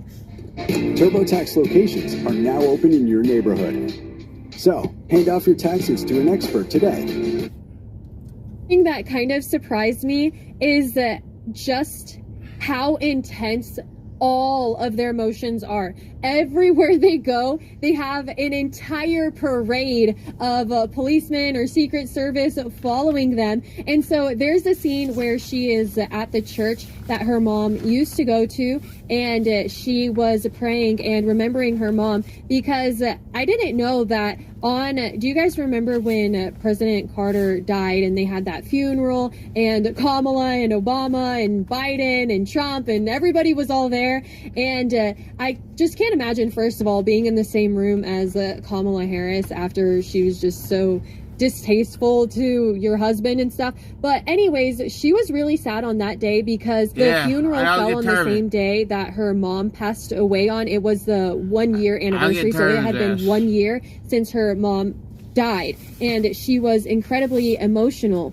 And so they're always going to so many different events and meeting with so many people. I mean, that has to be so exhausting, but she found a moment to go to the church just to have a moment of silence. And she was up at the altar, and then she goes back to the church and is talking to the priest. And then as she walks out of the church, you know, here I am thinking, oh, you know, she's there alone in this church, but there is a massive crowd outside that they had to have behind a little fence because they all knew where she was. And it just makes me think about their safety and how cautious they have to be about just simply leaving the house to go anywhere. And so I can understand why she sees Mar-a-Lago as just a complete getaway, because it's so secure that she would just be able to completely relax there. But it sounds like now that Donald Trump is the president again, they had to give up more privacy because they're going to be spending more time in DC. And that's something that she said, is that now they're going to be in the public eye more. So this is not something that this family has to do. It is something that they want to do because they believe in the mission. And Donald Trump said that he would only run for president if it got so bad. And it did. And so he is here trying to save America. So here you can see what it looks like when they move around. I love how she just doesn't have to like do anything. As soon as the car arrives, you have people who are opening the door and start to move things for her. It is just, it's so cinematic, and honestly, it's so badass. And I really liked the part where she was doing the carpool karaoke with her driver singing to Billie Jean, and we actually got to hear her sing, and she was kind of dancing, and so that was so much fun because it was just so casual, you know? I think the movie made it feel like you were hanging out with her. No way! That is so cool that she has made it to the Sphere in Las Vegas. And one thing that I'm just thinking about now is it's pretty awesome that within this 2-hour movie, not once did they even give the slightest attention to the lowlifes on the left, people who are always trying to slander them and put them down. The only mention of it basically was just, is it safe to get out of the vehicle? And you could also tell that she really prioritized the safety of Barron Trump by saying that that is something that he's not going to do. He doesn't feel safe getting out of the car. I was a little bit confused to exactly what part they were referencing, if they were talking about getting out of the car and walking in, or if the car should be drove into the building where the Capital One Arena. I think that's what they were referring to. And it was a little bit funny to hear it from their perspective and show and see the scenes of Capital One, because during that day I was out in the freezing cold in DC and wasn't even able to make it into the arena. And I was wondering if they were going to mention at all that it seemed like they made it just an absolute mess to make it seem like more people didn't show up to the arena, or they just weren't letting people in. I literally got to the gate. We had been waiting there since 5 o'clock in the morning, and right as we got up to the gate to begin to pass through security to enter, they told us that they were shutting it down and that there were no more seats left, even though people were saying that there was a lot of seats left inside. So that was really frustrating. But all in all, it was really cool to be in DC on that day, and there was so many different security checkpoints, and her concern about her families and herself and Donald Trump's safety was a very real concern. And they said that there was like 1 million people in DC, and that I can also confirm. The streets from Chinatown all the way forward, we were zigzagging back and forth in the freezing cold. Plus there was a line that couldn't even make it to the zigzag that was wrapping all the way back to another area, and so many roads were blocked off. It was just crazy, and it was cold, it was icy, the subways were shut down as well, or the trains or whatever. And so yeah, just all in all, a very fascinating film to see it from the inside perspective, while I was one of the 1 million people who was trying to make it into the arena. This is one of the few films that throughout the movie, I got different ideas of things that I could be doing, or ways that I could be helping some of these initiatives. And so I was able to brainstorm while I was watching the movie, and it was actually really relaxing. In the beginning, I was wondering if the pacing was going to be like that the entire time, because it was like a little bit strange at first. They were being so meticulous, and it was like, okay, is this like all kind of really necessary? But then as things started to pick up and you saw everything coming together, it really made sense and you could see her vision. But if I was to describe the movie in one word, it would just be effortless. It really does seem like somebody just came in with a camera and she barely even noticed that they were there, and she was just living her life, and in doing so it turned out to be one of the best. It is a documentary. I went in thinking that, again, it was going to be a reenactment, but it didn't even feel like a documentary. It just felt like so interesting, you know, and all the beautiful scenery. It was so captivating. So Lady Melania Trump is projected to earn around $8 million in its opening weekend in the U.S. and Canada, making it the strongest opening for a non-concert documentary in over a decade. They say that viewers were overwhelmingly female and over the age of 55. That was about the same thing that I saw at the theater near me. It was mostly older people, and there was a lot of couples. That was the main thing that I saw, was some older couples. So it's so funny because the part before she walks into the place where Trump is going to be sworn in, I was like, can you imagine having the entire world watch you walk into a room? Your name's about to be called, the country, everyone. It's a historic moment.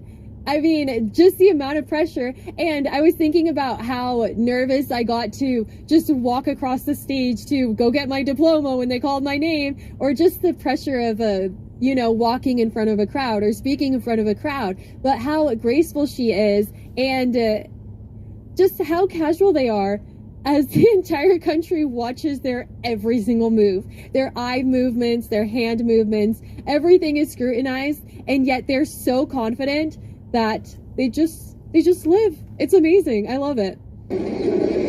So this film being premiered at the Trump Kennedy Center, that has to be the reason why Donald Trump renamed it and then remodeled it. Do you guys remember hearing about that? I think this was the actual reason why, but now they're also left with a really nice theater. It is almost comical. I was laughing when at one point Melania is standing next to Jill Biden, and Jill Biden is over there dressed like a kindergartner, wearing one of those outfits that's just like all blue that it hurts your eyes, and thinking about her Christmas, how it was just a woke mess and it looks like it was created by preschoolers. And it's just crazy to see this contrast and the change in the White House. And she says that she is responsible for some of the remodelings. Sounds like she's working on a little bit of the remodelings in the East Wing, and she did some other work as well.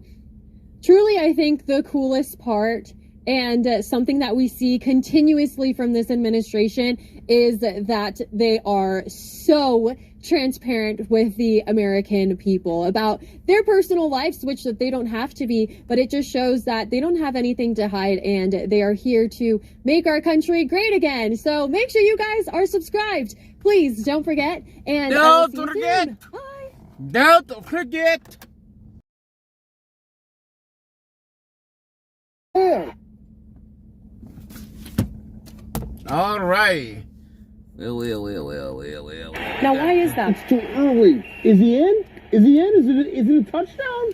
We got to make sure we get the Safe Act pass and the Pause Act pass too. We'll make sure it does. It's approximate 10:15 to 11:15 by y'all, 10:15 here in Illinois. So we're just sitting back here, we're talking. And I gotta go see who all seen the Melania show yet? The movie, not show, movie. Who's seen it yet? Because I have not seen it yet. I know I want to go see it. So that is the goal. My goal is to try to go see it. Who has seen it yet? If not, do you plan to go and see it? And we gotta get the Safe Act pass in the pause access. Just trying to get the other phone. Gotta shut it down. Shut it down.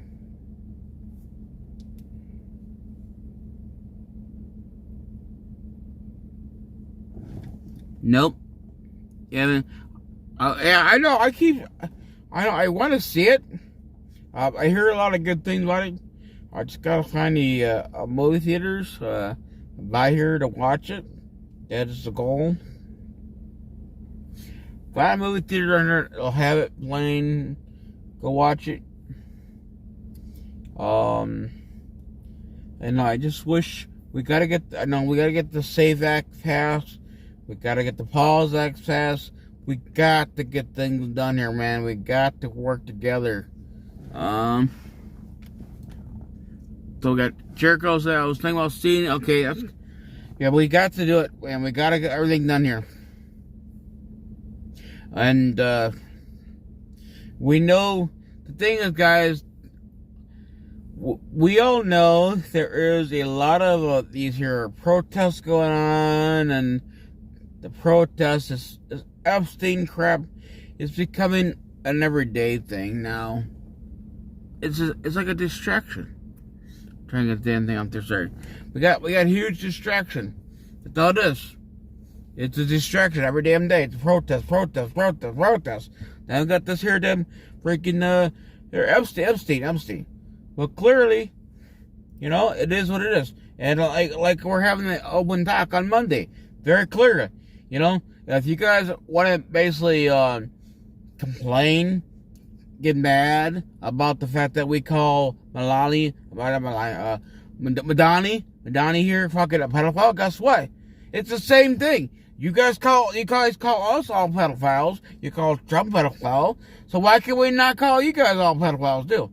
So, yes, Madani is a pedophile. He will be one. Because, you know what? You guys call us, you call everybody here one. So you're all 1, 2 down. It's the same way. If you don't like it, then you start calling Trump one. Take responsibility. Everything on the list, it clearly shows that all Democrats on there. It's been said for years. But you know what? You guys want this to be a talk every damn day. It's about them Epstein. It's about them protesting. Oh, and then now, because you guys don't like ICE. Why do you guys not like ICE, man? I know in Minnesota, they're supposed to, basically a lot of ICE agents over 700 is supposed to be removed. They're going to be going somewhere else now. They have been removed from Minnesota. You know, I mean, I really don't understand what you guys really want here. I mean, do you guys not want to have a safe country? Or do you guys like the violence? I mean, what do you guys want here?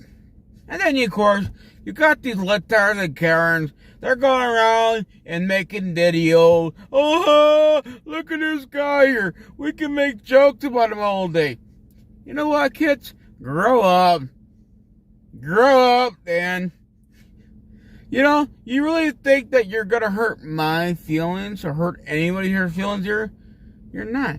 But the thing is, you guys are all acting like freaking retarded people and stupid people. Because you know what? There is no reason for you guys to come to my chat, or anybody's damn chat, and talk about someone who passed away or whatever. I would never do it to you all. So, don't do it in my damn chat here. You leave kids alone, and leave people's family alone who passed away. Anybody. I don't care what damn side you're on. I don't care if you're damn independent, Republic, or Democrat. Or you're fuck, or whatever. I was gonna say something, I was gonna say other words here. But you all need to wake up, seriously, man. You need to stop.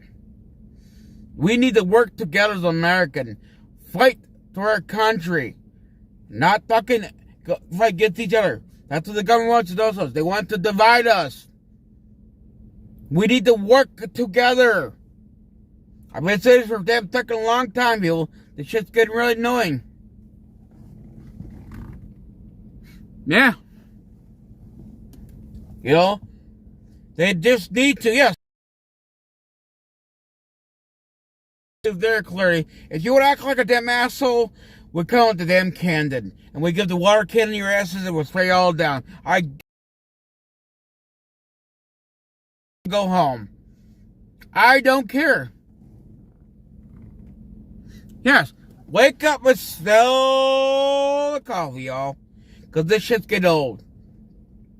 It is getting really old here. You know, your littards, your Karens, your Democrat Party has been nothing but screwing you all over for many, many, many years. They like doing it to y'all. They love it because they see you guys clearly do not mind bending over and taking no lubrication as you go up the hole there. And Tim Walz doesn't mind saying, oh, here guys, have tampon, here's our tampons for y'all.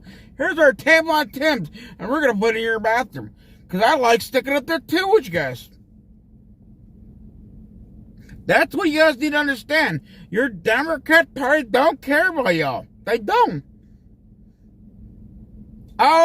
Even right now, New York people, they're all over, well, we're going to get freebies. We're going to get freebies. Well, guess what? Now New York people that live in New York are saying, we don't want them there. We don't want them there. But you know what? You're a dumbass. Just like these littards, like these Karens, sit here on this channel all day. Because you guys my government are free. And my government tells me if I go do this here, everything we've turned to things you dying. Yo.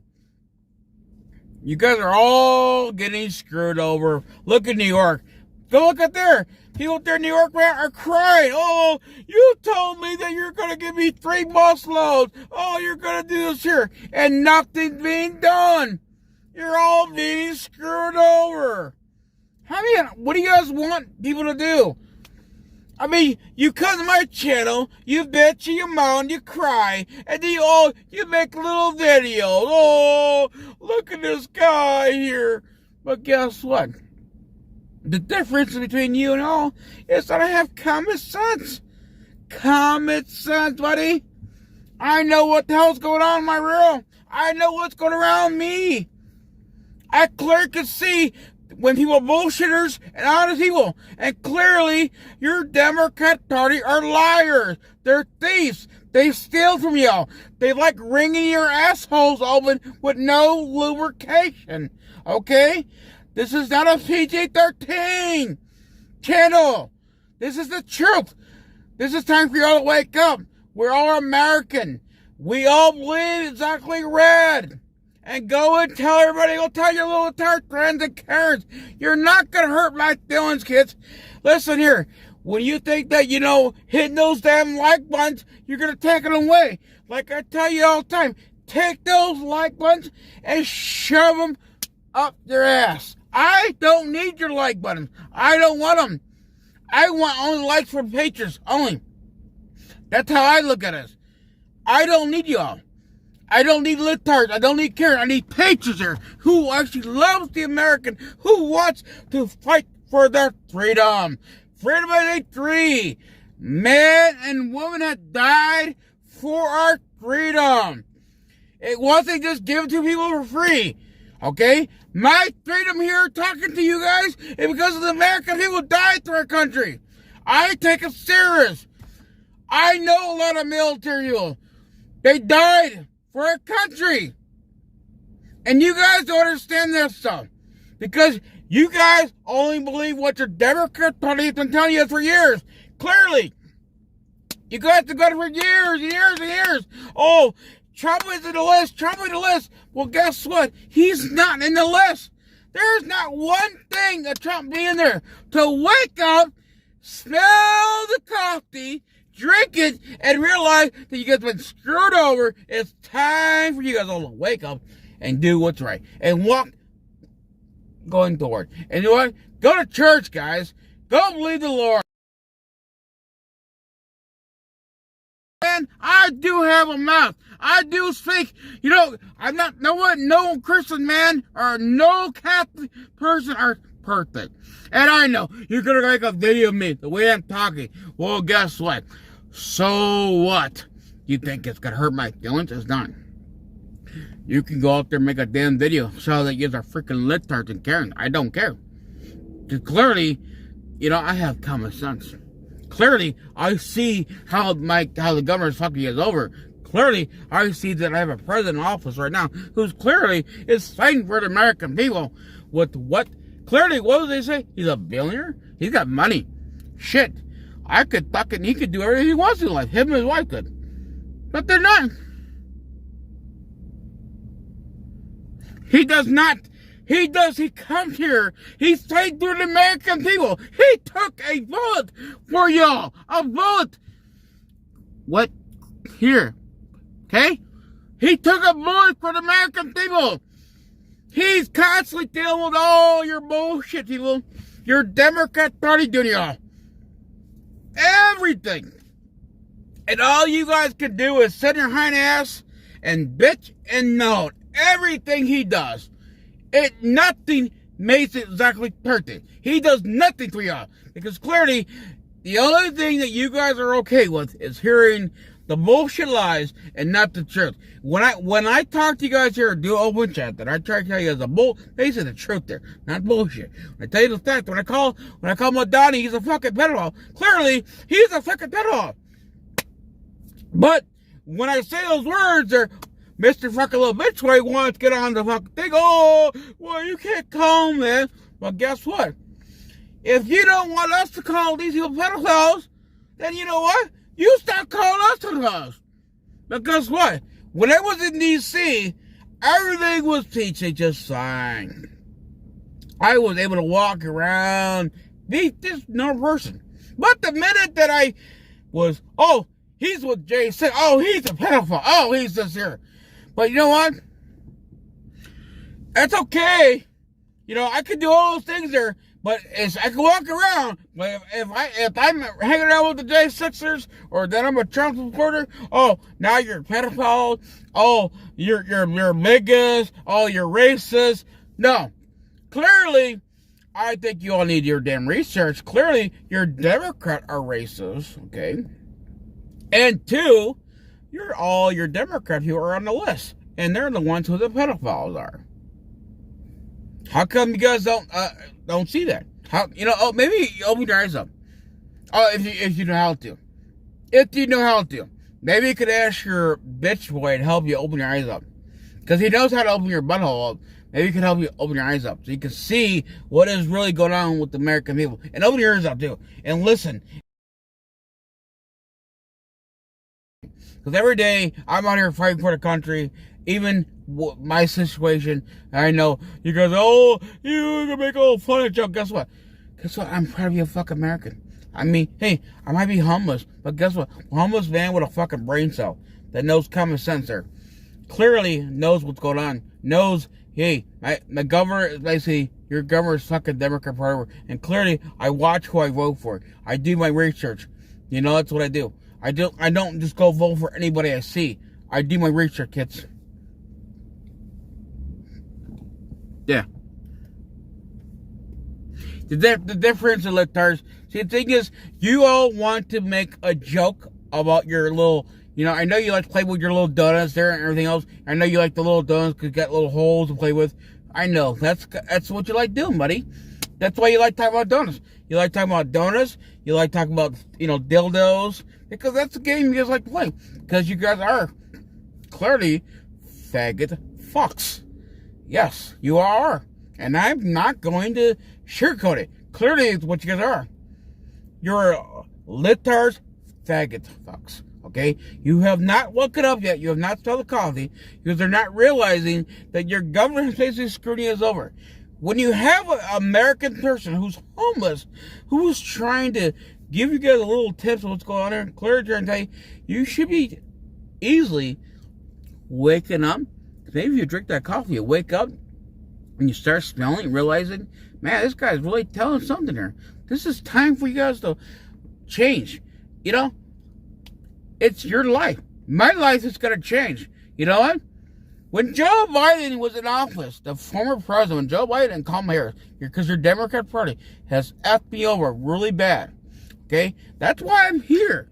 Now, I am trying to financially try to get out of my situation, okay?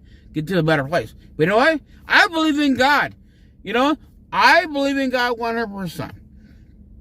I live my Christian life. I do things for the American people. I feed homeless. I do more. If you're half-assed, we're here today in front of me. I would, if you were needing money, I would never give you money, but if you need food, I would help you. I would feed you. Because that's how I am. Because that's how I am. I always take care of the American people first, buddy. So you could go around and make your little TikToks, your little X page. You can make all your channels. I don't care. Because you know what? Like I told you, I'm happy with it. I'm happy who I am. You know? I'm happy. I'm happy, and I'm happy that I have common sense. I realize how the Democrat Party are screwing you over so many times. The difference, we got Democrats. Yes, there's Democrats and there's Rhinos. There's a difference between Republic and Rhinos and Democrats, okay? And clearly, there's Rhinos and there's Democrats. But there's far-left Democrats that don't care about the American people. All they care about is ringing you over and playing with your little donuts there and screwing you over. And being pedophiles. And being murderers. And being and support terrorists. That's what you all do. And the thing is, instead of you trying to come here and talk your shit, okay, and you think that, you know, you're going to hurt my feeling, guess what? If there's something that has happened to you as when you're a child or maybe you're a teenager, you know what? It's very simple. I guarantee that our patrons here would be willing to talk to you. But you gotta be willing to come out there, buddy. But the thing is, everything you come out of your mouth, guys, is always dirty words. Dirty words, dirty shit about, you're talking about people dying. Basically, you know, you guys, I mean, clearly, like you guys talk about dying. You talk about dildos. You know, I some reason I think that's something you guys had before. Somebody did something bad to you. That's why you picked the name dildo. And dildo really needs help there. You know, I'm not shy here. Do you see me shy? I'm on the fucking public every day, showing the public who I am. I don't hide behind a screen. I don't. I go out to the public. Even when I don't have a lot of money, I do it every day. Because you know what? I love my country. I want to fight for my country. I did try to join the military years ago, boys. You guys don't want to do that shit. You guys can't do military. Because you guys couldn't survive 20 minutes doing the military workout. Okay? You all can't do it. You're too chicken. You sit behind your desk. You sit down in the basement. You play with your keyboard all day. And you guys have no clue what it takes as a man and woman to go out there and fight for your freedom. You don't know. You boys don't know care. Basically, even a K-47, M16, you guys don't carry no damn guns. You guys will freaking kill your own damn self, boys. Because, I've been through all the training. I do know how to carry a proper gun, man. Because I went through the military training. You know, medical reasons I couldn't really go in there. But that's none of your damn business, okay? But I did try to do it. But I did go at least do the training with them. Because I'm proud to be American. And play with shit. I get out there and be proactive in life.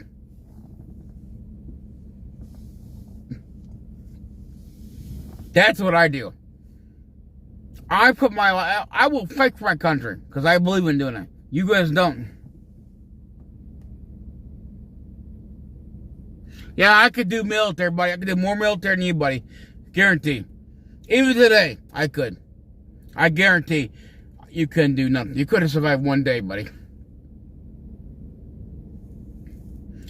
I guarantee you couldn't even go out there and do the lifting and do all of the physical work, buddy, F-16, boy, and know how to carry it proper. I guarantee. I'll challenge you boys, little sissy boys out there, and we'll do some training with the military. We'll see how you do it. I guarantee you last 5 minutes, and you all cry like a little bitch when you walk out. Because I guarantee, even right now, I'm not in the best healthy shape. I guarantee you boys won't last. Okay? So, any day, boys. If you want to go out there, ladies or boys, or he-she's, because you know he-she's ain't going to last long. Because when they say get dropped down, you give me 40 boys, you better do it. Ain't no, well, I'm too tired. Because we ain't playing a game here. I don't play a game. And I know they won't either do, because we'll go through the real military training. No. But you guys really need to start waking up. We got to get the SAFE Act passed, and we got to get the Pause Act passed, and we need to work as American. And you littards and Karens need to wake the fuck up and seriously start smelling the coffee. Realizing that your terrorist Democrat Party, that's what they are, terrorists, pedophiles, need.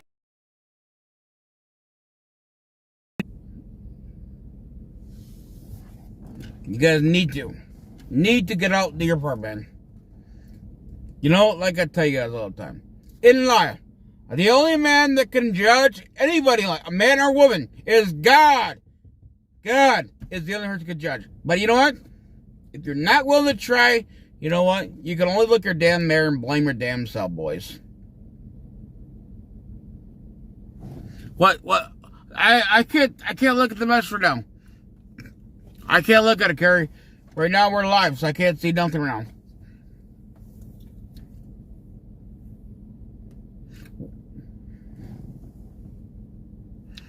It's scary. Yeah, Minnesota is scary. Just like the littards, just like the Karens, are all scary. The Democrat Party is scary. The terrorist Democrat Party like being screwed over. They like being screwed over.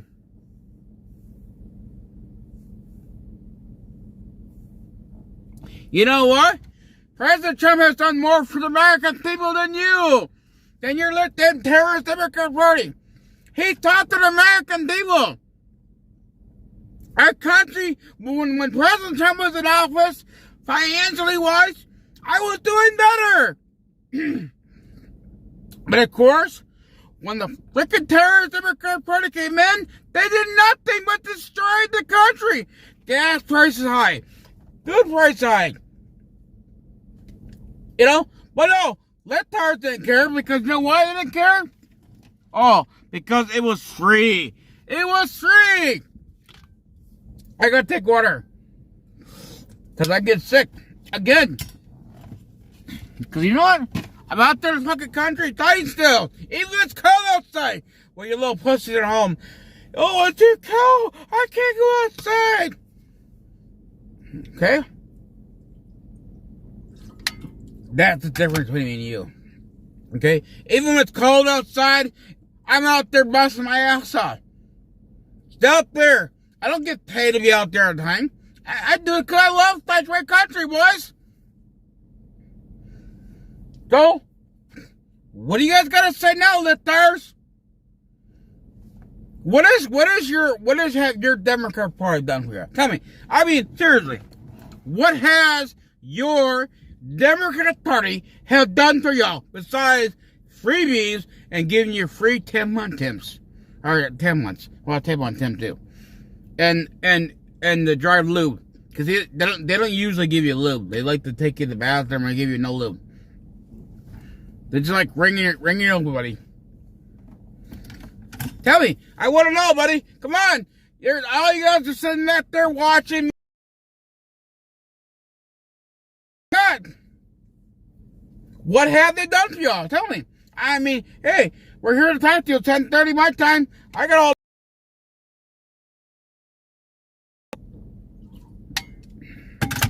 Come on.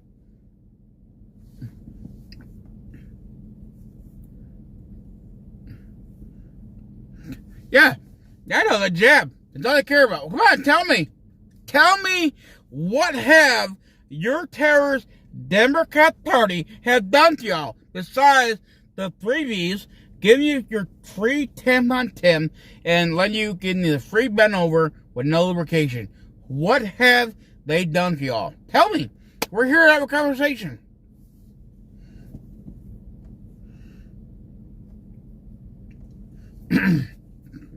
Because I know you're back there.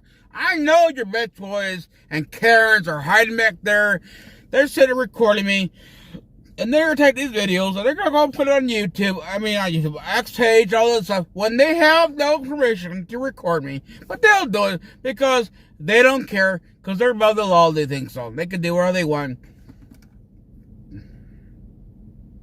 You block them? Thank you, Jericho. Come on, lifters. Let's go. Wake up. You boys couldn't last long, I'm telling you. If they, military, you think you could sleep all fucking day? Oh, I could go to bed. No. They wake your ass up fucking down. I mean, when you start seeing that, when you hear crowds up there, you wake your ass up, boys. You guys couldn't do it, I'm telling you. Hear the little chick go, ooh, ooh, ooh, ooh. You gotta be up fucking damn 4 o'clock in the morning. And you gotta do a 100-mile run. You boys won't last long. I'm telling you guys won't. You guys will need your damn fucking hot pockets before you get out there. I guarantee.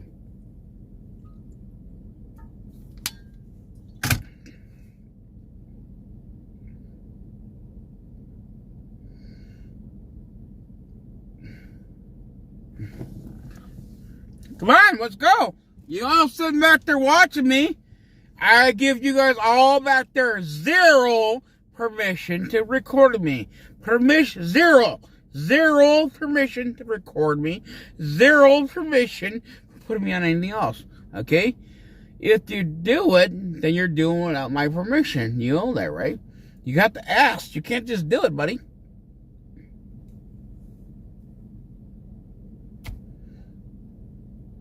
Well, you guys want to go? Why don't you go tell your littards that you know, you guys need to go and wake up, man. Smoke off, man. Seriously.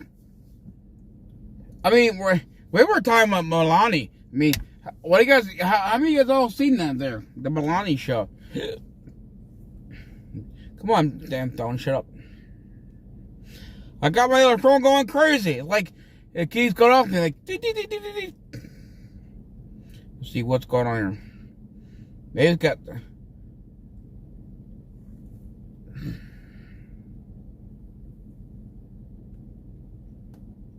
Yeah, there's this whole Epstein crap, this whole protesting shit is gonna hand as a distraction. I'm not really trying to be like watching that shit all the time. The only thing I do know that we got to as a fucking American is get this damn SAVE Act passed, Paul's Act passed, get this shit done, because we do need to get voter ID. That needs to be done. And yes, we do need our $2,000 funding for the live stream for the month. That'll cover the whole month, guys. You know, we could do a lot of things there. We do need money. Because I know the littards when they're saying stupid shit.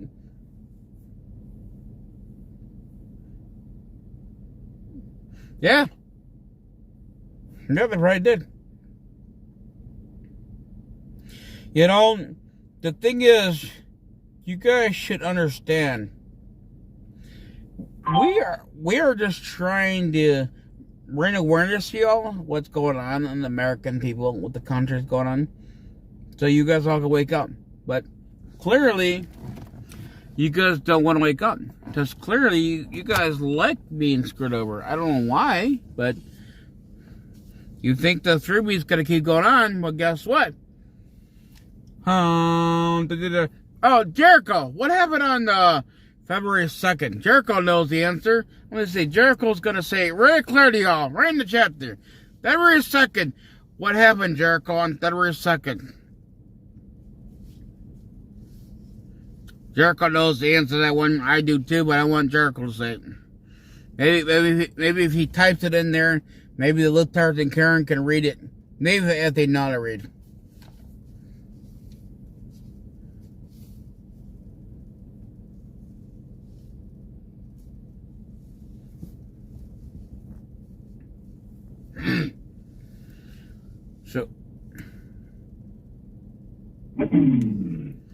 I got to turn my other Bluetooth off.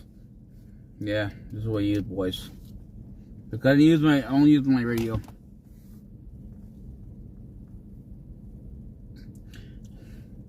Oh, he's gone. Where you at, Donut? Actually, well, your name be Littard. Well, you like to, oh no. I could call you other names there, but I try to be nice to you guys, man. But you guys are really looking really stupid every damn day. You do. I mean, at least I don't go around and fly around fake airplanes, man. Stupid shit. I actually get out there, use my legs that God gives me. I use my legs. I use all my toes. I use all my fingers. I use the voice that God gives me. I use my ears, my eyes, ears too, because I don't have 2 ears. I do a lot of things there, people. I mean, all you guys do is sit home, play with your keyboard, and you let your basic terrorist care party tell you a bullshit story, and then all you hear is free this. When it's not free, it's not. Nothing like this free. But to you guys, everything's free, but it's not. So come on, Litters! I know you're back there, bitch boy. Are you playing with your airplanes?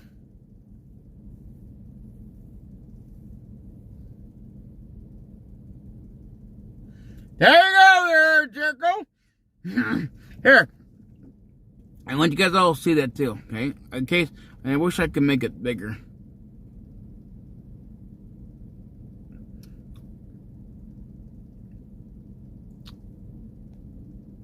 There we go, we're gonna do that.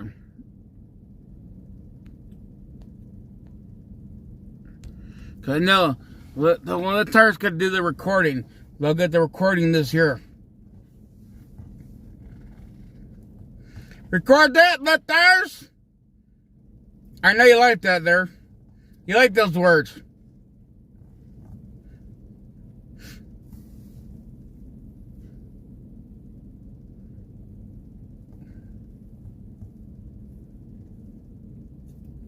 No more money for you, Litters. That means you can't afford no more hot pockets, man. You're not going to be able to afford to go around and fly your fake airplanes anymore.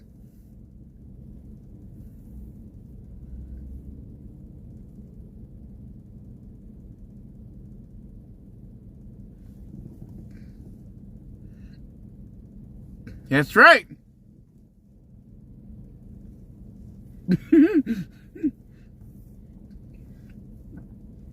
Here goes your free little shot there, buddy. Free.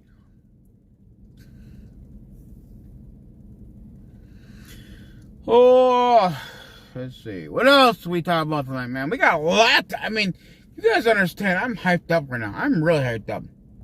I could talk about a lot. We gotta get you guys waking up here, man. Where did all the Litters go? Are they hiding back there in the background? They don't want to talk to you no more? Sheriff, are you still there? Oh, that's probably what it is, Jericho. It's not a video game anymore. Because they see that in the middle there. If it was a video game, they'll be here for sure, man. They come down here and they'll talk to me. Hey, bro, come on, bros, get down here and hang on me. This is like a game.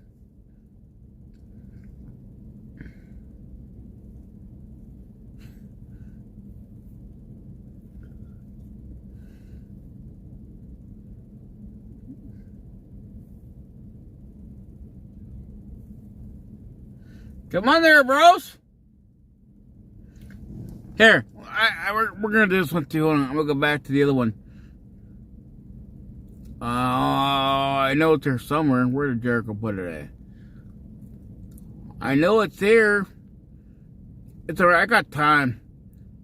I'll have time. I gotta find the one that Jericho posted early. But these Littards, man, they take over my channel. It's all about them.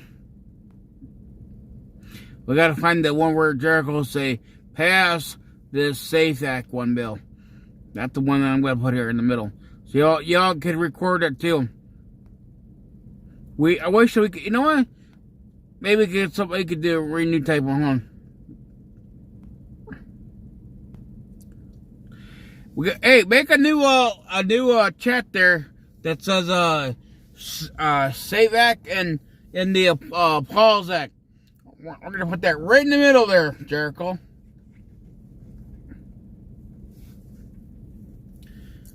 I wish we could do multiple screens there. Maybe if I did.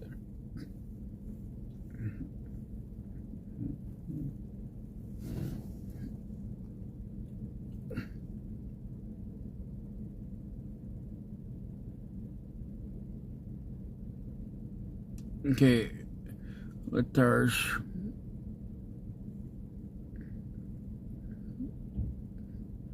I don't know, for some reason, don't let me take it in there.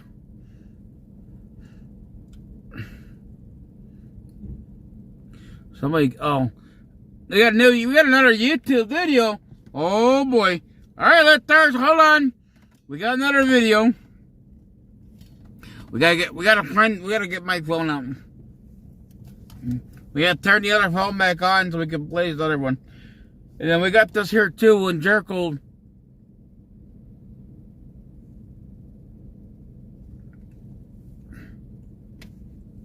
And then we need pass the SAFE Act and the Pause Act too. And then Carrie has posted a link there. We're going to turn it on. Hold on, I gotta turn the phone there, Carrie. I gotta turn it on first.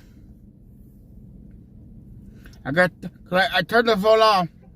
I gotta return back on.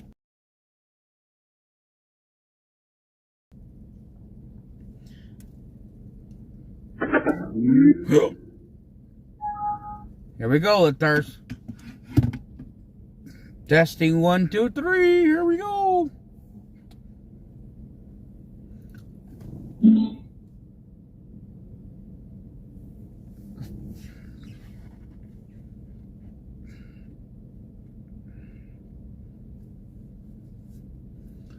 Oh boy, what do we got going on? Right on, Carrie. Okay,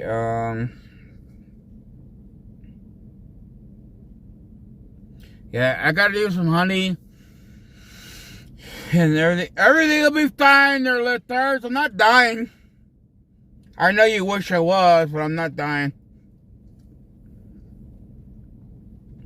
I'm still alive.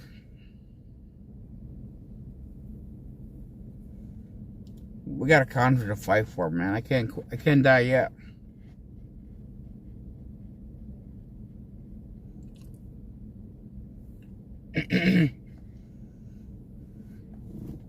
And wait for the thing to look here, guys.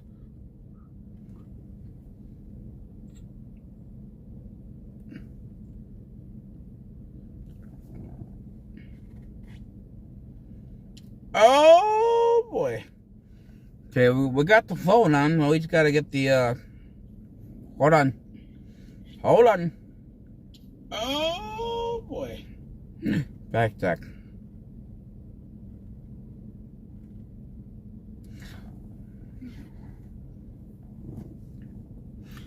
4 seats, Carrie. Yep.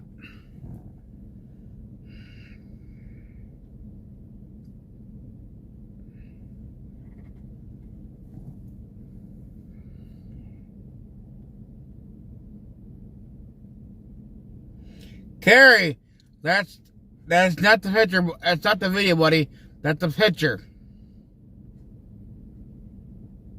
I don't think you want that on there, Carrie. Oh, do you want that? Okay, I'll ask you first, but Carrie, did you really want me to put that on there?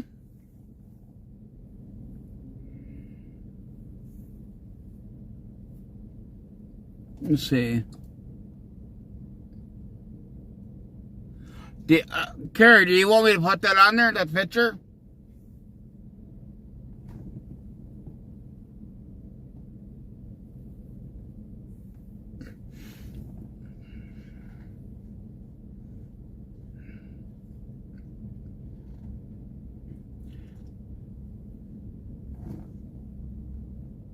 Yeah.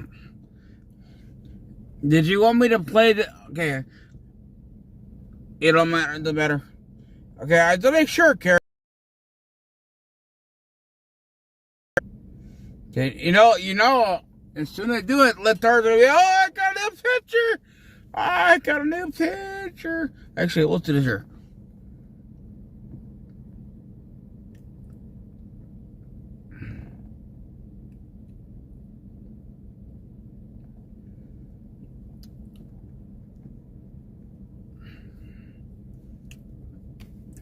See, Carrie actually had a plane that left her. A plane. Okay, that's called plane. Okay, the bitch way. That's called plane. He actually owned a plane. He actually flew a plane before, a real one, not a fake one.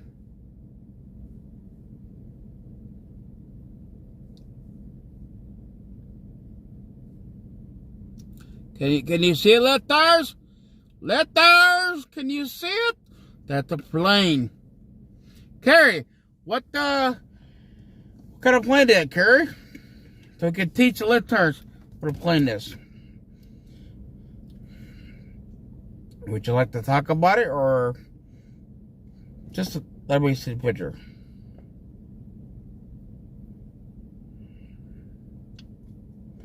Throw it back.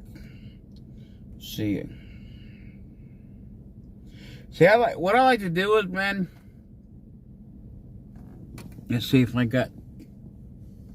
I know you guys can't see. You can choose whatever road you choose, but I'm gonna love the way he says to love. Oh, yes, Jericho, that's a real plane. This word alone will never be enough, so I'm gonna walk with Jesus. That is a real plane there, not a fake one. I'm gonna walk with Jesus. I'm gonna walk with Jesus. Ooh, he's in the leading. That's why I follow where he Jericho, do you have a link that you like us to play here? I got the phone turned back on. Is there a link that you want us to play we can watch? A really good one. No such thing has gone too far. I'm gonna live the way he says to. I'm gonna live what he says to do. You can choose whatever road you choose. It turns.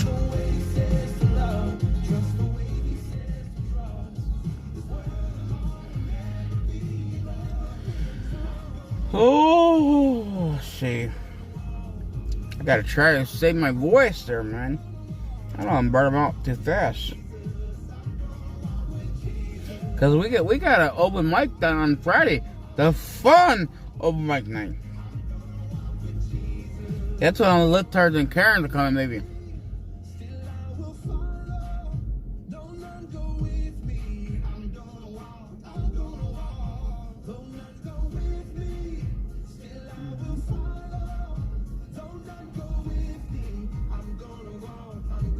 That's right. We are fighting for the next generation. All right, that's a good one there. Good job, Chair. We are fighting. Littards understand that one.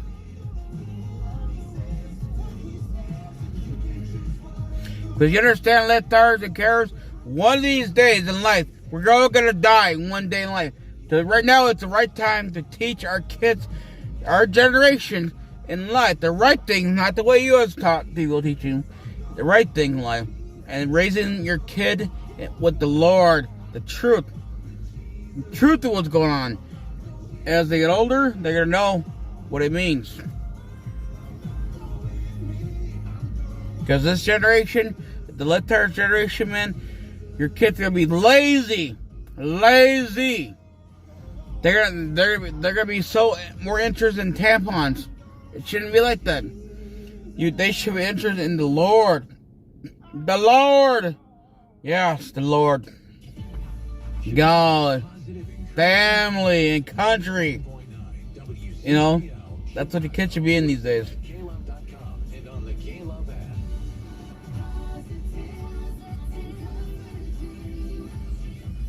Alright, I'll get that right now, Jerk. Hold on.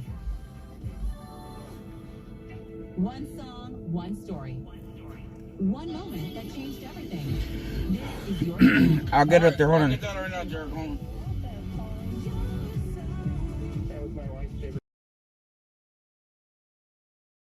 Am I afraid to stand up to Donald Trump? Please. I have to fight for my sister who relies on Medicare and SNAP. For our neighbors who are working full-time and still cannot afford health care and groceries. There's no fear, only fight. Traditional restaurant marketing is dead. Right. So I read about this restaurant owner, Harry, who was running Hurricane Bar and Grill on Huntington Beach, and he was like, I've tried everything. Loyalty programs, Facebook ads, asking customers for reviews. Nothing really works consistently, and it's eating up all my time. One day, his colleague told him about Buzzy Booth, an automated... Okay, hold on! Down into the news today, that big change on immigration. Okay, hold on, Leftards. I know you can't wait. I know you got a hard on for a news channel. It's coming, buddy. I know it's coming.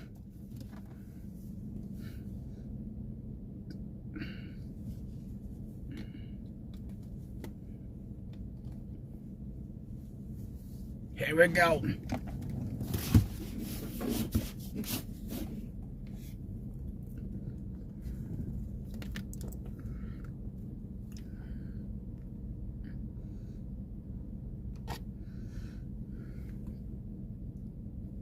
And 100 officers leaving Minneapolis. Did that? Because I just wanted to do it. We are waiting for them to release prisoners, give us the murderers that they're holding, and all of the bad people, drug dealers, all of the bad people. We allowed in our country, I say 25 million people with an open border policy for 4 years under Biden and that group, the Autopen group, I call them.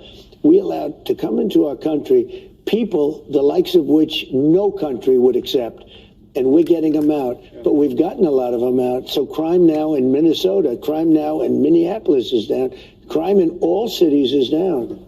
And you know why it's down? It's down because of us.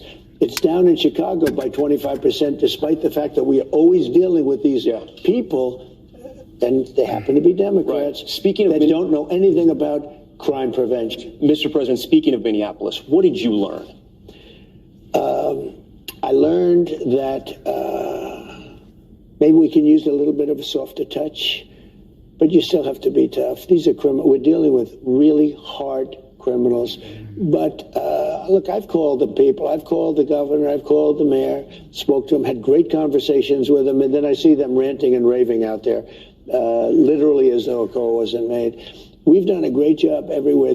After the shooting of Renee Good, you said ICE made some mistakes. What were the mistakes? Well, look, I'm not happy with the two incidents. It's not, it's both of them, not one or the other. He was not an angel, and she was not an angel. You look at some tapes from back, but still, I'm not happy with what happened there. Nobody could be happy, and ICE wasn't happy either. But I'm going to always be with our great people of law enforcement, ICE, police. We have to back them. If we don't back them, we don't have a country. You mentioned Renee Good and Alex Peretti not being angels. Do you think any of that justified what happened to them, though? No, I don't. It should have not happened. It was a very sad, to me, it was a very sad incident, two incidents. And, they mentioned the one now, they don't mention the other. Well, I think they were both sad. And, who feels worse about it than anybody? The people of ICE. They're strong, tough people, and they have to be tough because we're dealing with hardened criminals. Right. We're dealing with people, jails have been emptied into our country from all over the world, from Venezuela, where we had great success, you will admit, but from Venezuela, from the Congo and Africa, from all over the world. The jail population was emptied into our country. If we don't have strong people, you're not getting them out, and we're getting them out. Remember this again, I say it again and again. We have record low crime in the United States. Nobody's been able to say that for 125 years. So I want to be clear, because it sounds like there is a shift in immigration enforcement here, that there's going to be a shift after Minneapolis. What should Americans expect going forward? Well, one thing I say to my people, we do a good job, we don't get credit for it. I say, They have to ask, and they have to say please. When a city is Who going has to ask and who has the to say mayor please? or the governor, I don't want to go. Terrible. Joe Rogan was one of your biggest endorsers in 2024. He said he understood the president's sort of plan to deport people here who are here illegally, but he also understands why critics compare ICE officers to the Gestapo asking people for their papers. What's your response to him? Well, look, first of all, he's a great guy. We had a tremendous success before the election. I think it was his biggest interview ever, and over 300 million people. It was very good. She didn't want to do it. You know, she decided not to do it because she's not capable. But I spoke to him 3 days ago. We had a great conversation, and all I'm doing, I have to keep. Did he mention this to you? Did you guys talk about this? The ICE enforcement? Yeah. Just had a good conversation. I think he's a great guy, and I think he likes me too. Yeah. And, you know, liking me isn't important. What happens is that I think we do a phenomenal job, but I don't think we're good at public relations. What does that mean? You've said that a couple times now. What do you mean by that? We don't sell the great job that we're doing. Okay, let's talk about the midterms. You've recently suggested nationalizing elections. What do you mean by that? And I didn't say national, I said there are some areas in our country that are extremely corrupt. They have very corrupt elections. Take a look at Detroit. Take a look at Philadelphia. Take a look at Atlanta. There are some areas that are unbelievably corrupt. I could give you plenty of more too. I say that we cannot have corrupt elections. If we have to, if they don't straighten it out. As an example, voter ID. Why don't the Democrats want voter ID? You know who does want voter ID? Democrat voters want it, but Democrat politicians don't. Why don't they want it? Because they want to cheat on elections. You think you're fine after a car accident until this happens. Most people don't realize that even accidents that seem minor can financially destroy you. Why don't they want it? Because they want to cheat on elections. Can you imagine if I were a politician and they asked me, do you want voter identification? And I said, no, there's no way you could win that debate. But even the Democrats don't want voter ID. If they don't want voter ID, that means they want to cheat. We can't allow cheating on elections. Now, if we need to put in federal controls as opposed to state controls, remember this, they're really an agent. They're really accumulating the votes for who wins an election. If they can't do it honestly and it can't be done properly and timely, then something else has to happen. Will you trust the results of the midterms if Republicans lose control of Congress? I will, if the elections are honest. Look, I want the last one that wants to complain. I just had a great election. They say one of the greatest elections, you will agree, ever. Won all 7 swing states, won 84% of the counties in America. That's why the map is all red. We just had a great election. I believe there was cheating. I think there was cheating. Well, speaking of counties, what are you doing in Fulton County? It was too big to rig. Speaking of counties, what is happening in Fulton County? I'm not doing anything, but the FBI went in because it's been under I guess, review for years. The cheating that took place in Fulton County and in that particular Nobody knows what's in the warrant. What you're going to find out. Look, why would anybody be upset that they went in and they got the ballots, I guess, right? Yeah. Again, they did this. That's been under review and under investigation for 4 years. Yeah. And now they got a court order. You know, they got a court order signed by nobody knows what a respected but liberal judge signed a court order allowing them to go and pick them up. Well, you're going to know what the ballots say because they're right now inspecting the ballot. I'm not involved in it, but they are inspecting and checking the ballot. Why is Tulsi Gabbard there? I don't know, but, you know, a lot of the cheating comes from it's international cheating. You have people, they say, from China trying to. Let me ask you, do you think China tries to influence our election? We know that foreign governments try to influence a lot of things. Well, therefore, she's foreign governments. But you tweeted out some theories about Italians and satellites. I mean, do you believe that stuff? No, I didn't cheat. I sometimes will retweet. Yeah. I'll retweet. But let me ask you this. If China or any of these countries are involved in our elections, that would bring her into it. And everybody knows that Russia, they talked about Russia, it turned out to be a hoax. We have to have honest elections. Yeah. There should be nothing wrong with the fact that they went in, got ballots from a while ago, and they're going to look at them. And now they're going to find out the true winner of that state. And you know what? If there was cheating, which there was, but if there was cheating, it should be found, because we can't let it happen again. Will you endorse in the 2028 presidential primary? I hadn't even thought of it, but probably, yeah. I mean, I'd be inclined to. I have great people. We have a great bench. We have a lot of people. But, yeah, I think so. You've suggested that J.D. Vance, Vice President J.D. Vance, and Secretary of State Marco Rubio would be a tough ticket to beat. Who should be at the top of that ticket? Well, I don't want to get into this. We have 3 years to go. I don't want to, I have two people that are doing a great job. I don't want to have an argument with, I don't want to use the word fight. It wouldn't be a fight. But look, JD is fantastic and Marco is fantastic. How are they different? How are they different? And I do think this. It's a great question. I think that's your most interesting question. Yeah. I would say one is slightly more diplomatic than the other.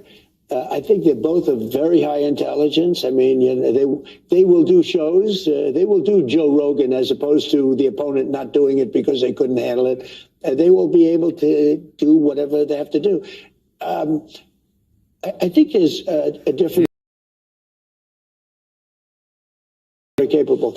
I do think the combination of JD and Marco would be very hard to be beaten, I think. But you never know in politics, right? They say, in the age of Trump, you never know. On January 21st, 2029, do you see any scenario where you are still president? I don't know. It would be interesting. Wouldn't it be terrible if I agreed with, if I gave you the answer that you're looking for? It would make life so much less exciting, right? It would be so much less exciting. But I only do this for one reason: make America great again. And that's what we're doing. We're making America great again, greater than ever before. Our country is greater than ever before. And during a tour of the Oval Office, we asked about tensions with Iran. Should the supreme leader in Iran be worried right now? I would say he should be very worried, yeah. He should be. As you know, they're negotiating with us. I know they are, but the protesters have said, where are the Americans? You promised them we would have their back. Do we still have their back? Well, we've had their back. And the country's a mess right now because of us. We went in, we wiped out their nuclear. If I didn't take out, we have peace in the Middle East. If I didn't take out their nuclear, think of it. If we didn't take out that nuclear, we wouldn't have peace in the Middle East because the Arab countries could have never done that. They were very, very afraid of Iran. They're not afraid of Iran anymore. Are they trying to restart the nuclear program? Well, I heard that they are, and if they do, and I let them know, if they do, we're going to send them right back and do their job again. And we also asked about the Clintons' anticipated testimony to Congress over Jeffrey Epstein. NBC News broke the story today. I don't know if you saw it, that the Democrats are already saying, if you bring President Bill Clinton and he has to testify, we're bringing President Trump. What do you say to that? I think they might say that, but they've already brought me. See, I've been brought. They had me indicted many, many times. Many, many times. And the president had some surprising thoughts about former President Bill Clinton. It bothers me that somebody's going after Bill Clinton. See, I like Bill Clinton. I still like Bill Clinton. What do you like about him? I liked his behavior toward me. I thought he got me. He understood me. He was the one that said very famously that you don't want to run against Trump when there were 18 people. It was 18 people, including me, total. And he kept telling them, you don't want to run against Trump. Run against anyone. Don't run against Trump. And Hillary sort of laughed at him. He said, Hillary, you know it and I know, don't run against Trump. Yeah. And they ran against Trump. It didn't work out too well, did it? Thank you very much. Thank you, Mr. President. We thank you for your time. Thank you. We thank you for watching, and remember, stay updated on breaking news and top stories on the NBC News app or watch live on our YouTube channel. Like more. I can go then. File your taxes 100% free on the app if you didn't file with us last year. Just file with TurboTax Do-It-Yourself by February 28th. No matter your tax situation, make the switch to TurboTax Do-It. Is there anything else there, Jericho? It's quite fine. I feel like I could try to find something. I just haven't got a chance to watch it yet. I usually like to watch it before I play it, but usually this version is not that bad.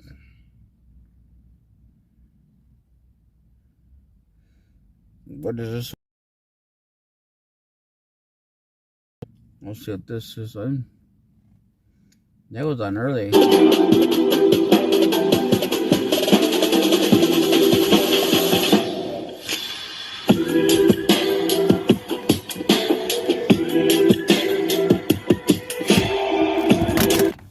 Oh boy. No. The third and my dome.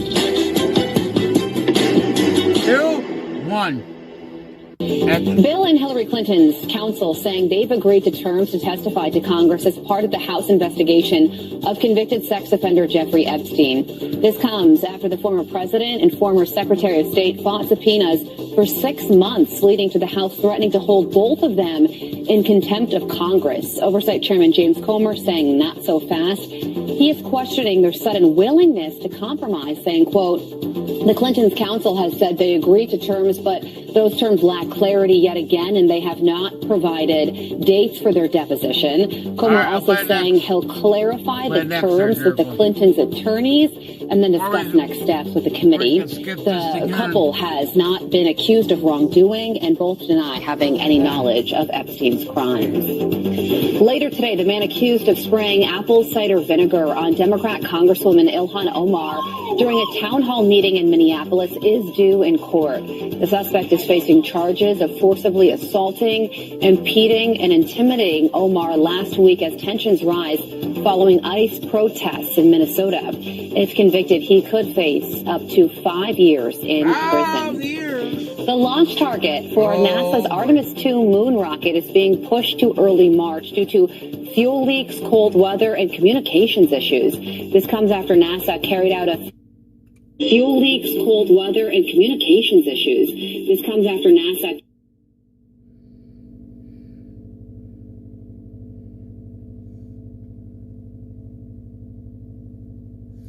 Oh boy.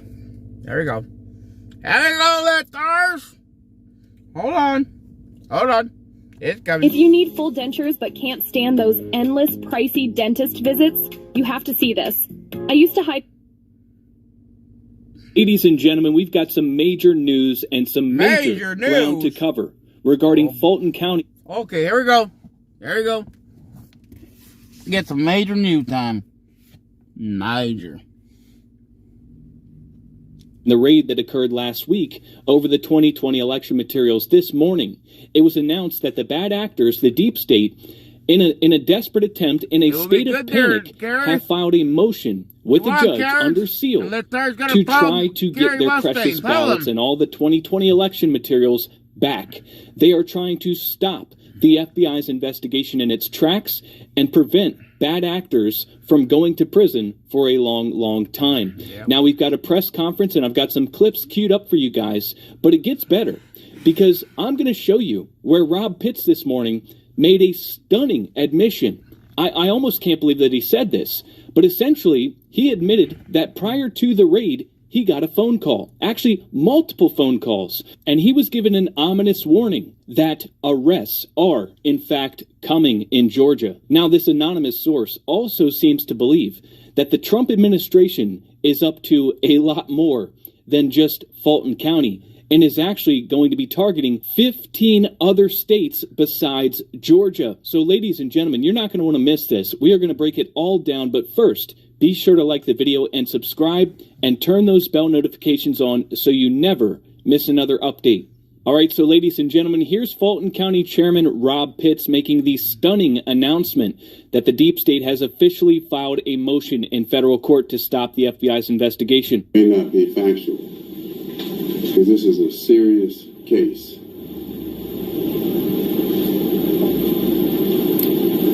Now, this morning, Fulton County.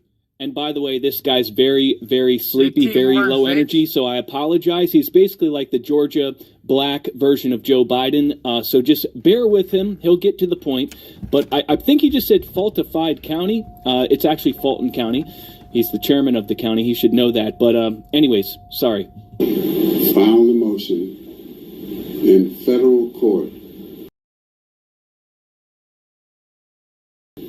and on behalf of the Fulton County Board of Registration and Elections. The motion seeks the return of all files from the 2020 election that were confiscated by the FBI last week during the raid at our Fulton County Elections Hub.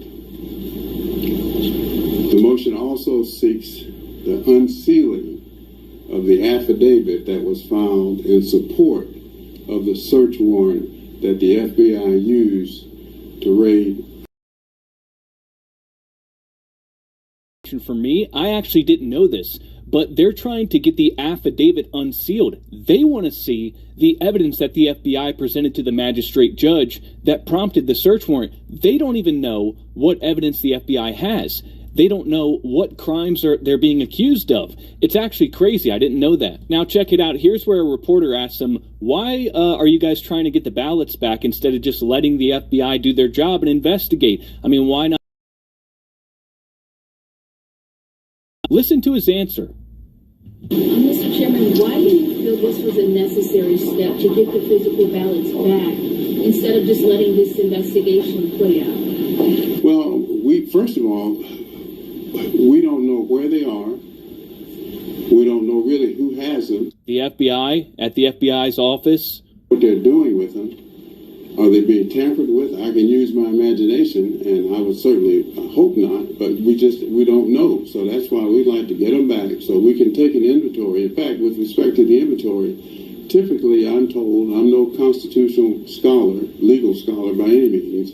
You got that right. You don't know anything about the Constitution. But typically, when these kinds of raids happen, you're given notice that on such and such a date, the FBI is coming or somebody's coming, and be prepared. But we were given no notice whatsoever. They showed up and took the 700 boxes that they wanted. So what they're doing with them now, we don't know. Typically, we're given copies. We don't even have copies of what they took. So it's a problem. Okay, here's the problem with Mr. Rob Pitt's claim. They say that they want an inventory of what the FBI took, but you had this chick that was dressed up like Michael Jackson while the raid was taking place say that Shay Alexander, you know, the defendant that the DOJ had filed a civil suit against, she actually took receipt and inventory of everything that they took. Is that once they are archived, they become the possession of the clerk of Superior Court, which is Shay Alexander. She is here and she is with them inventorying everything that they're taking.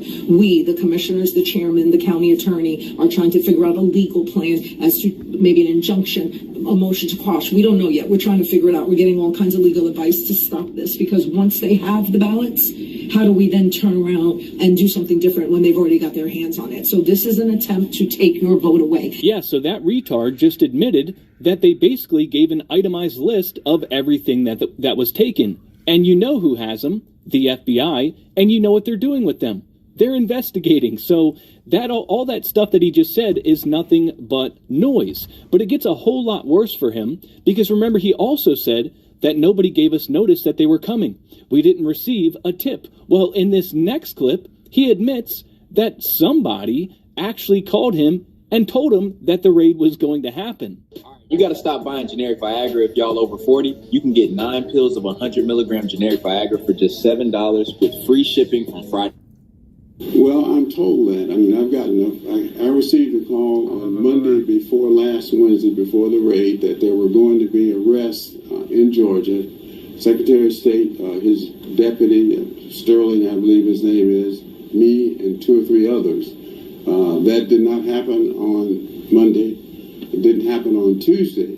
But lo and behold, on Wednesday, the FBI shows up. And in addition to the FBI showing up, when Tulsi Gabbard showed up and we'd heard a rumor that she may be coming, I couldn't believe it. So this is actually a stunning admission. He is saying that he received a phone call 2 days before the raid, letting him know that arrests are coming and that Tulsi Gabbard was coming. So somebody had prior knowledge, because guess what? That search warrant wasn't signed until the day that the search was executed. It wasn't like there was a delay between when the magistrate judge signed off on it and they went in. They literally got the signature and then went straight and raided the Fulton County warehouse. So nobody could have possibly known that something was about to happen unless perhaps it was somebody within the FBI, like an anonymous bad actor inside the FBI. I don't understand how you could possibly have known that something was about to happen unless you had somebody on the inside.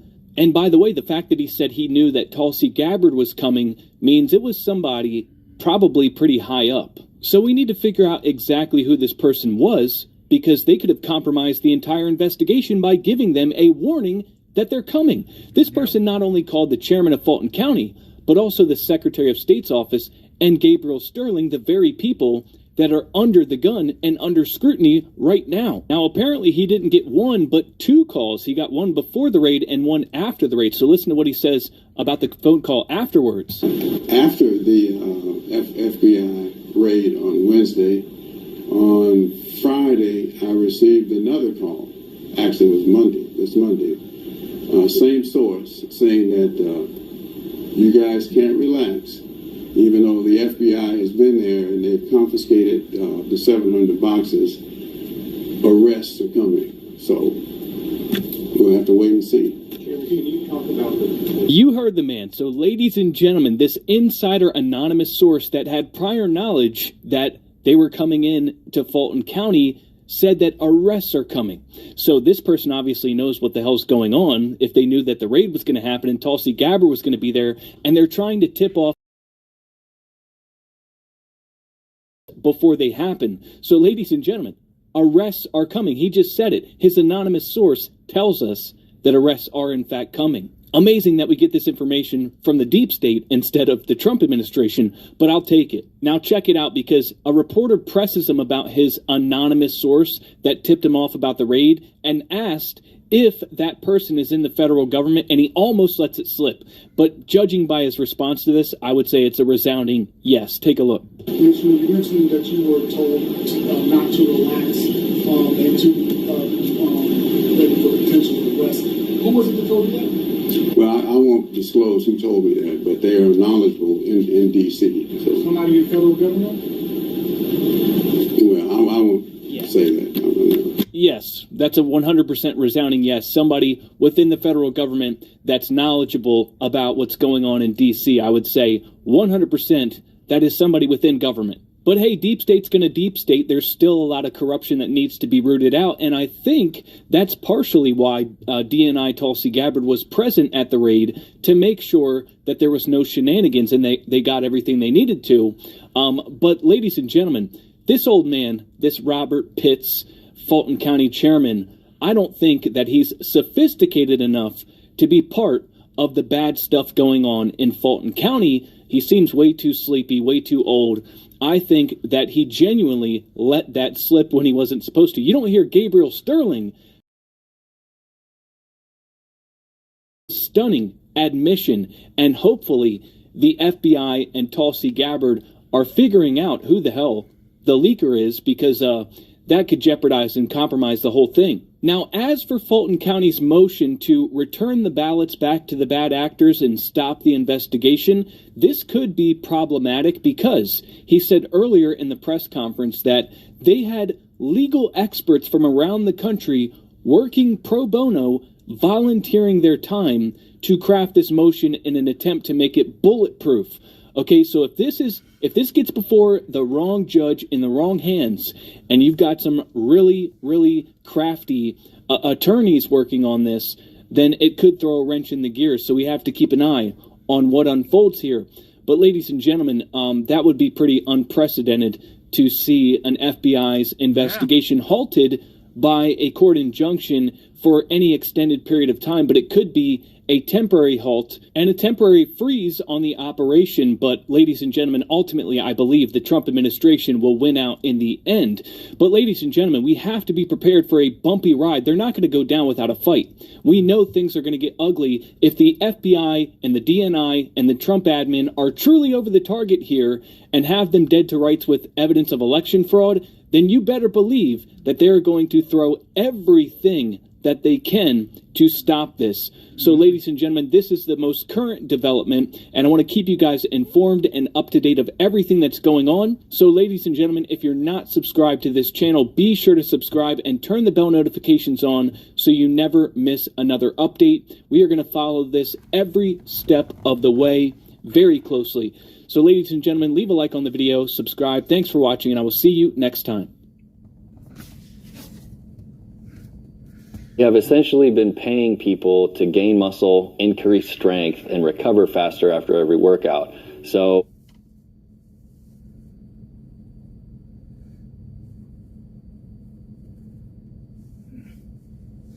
let's see what else we can find here. Boy, there's so much. There's a lot of things that we can watch. I like to watch it before I play it, but is there now another link, Jericho? They want us to see.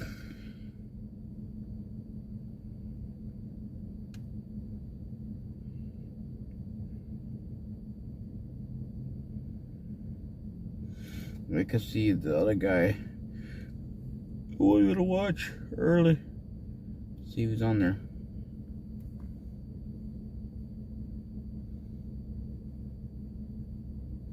Yeah, things are gonna get worse before it gets better.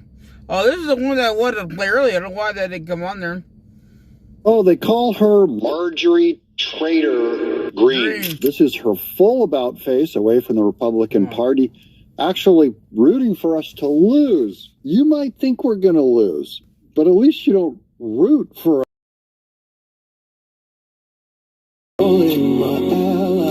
anybody out there? Let me know in the chat that you still care. Exile ain't bad if you're here with me.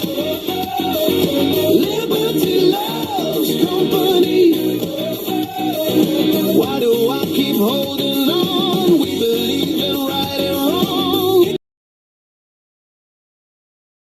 It's the world still gets us.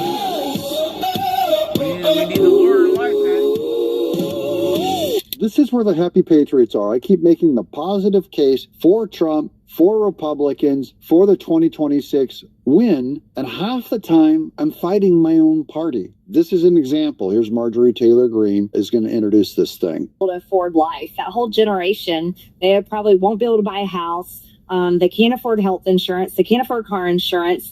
Most of their jobs are going to be replaced by AI. Like that's the stuff I care about.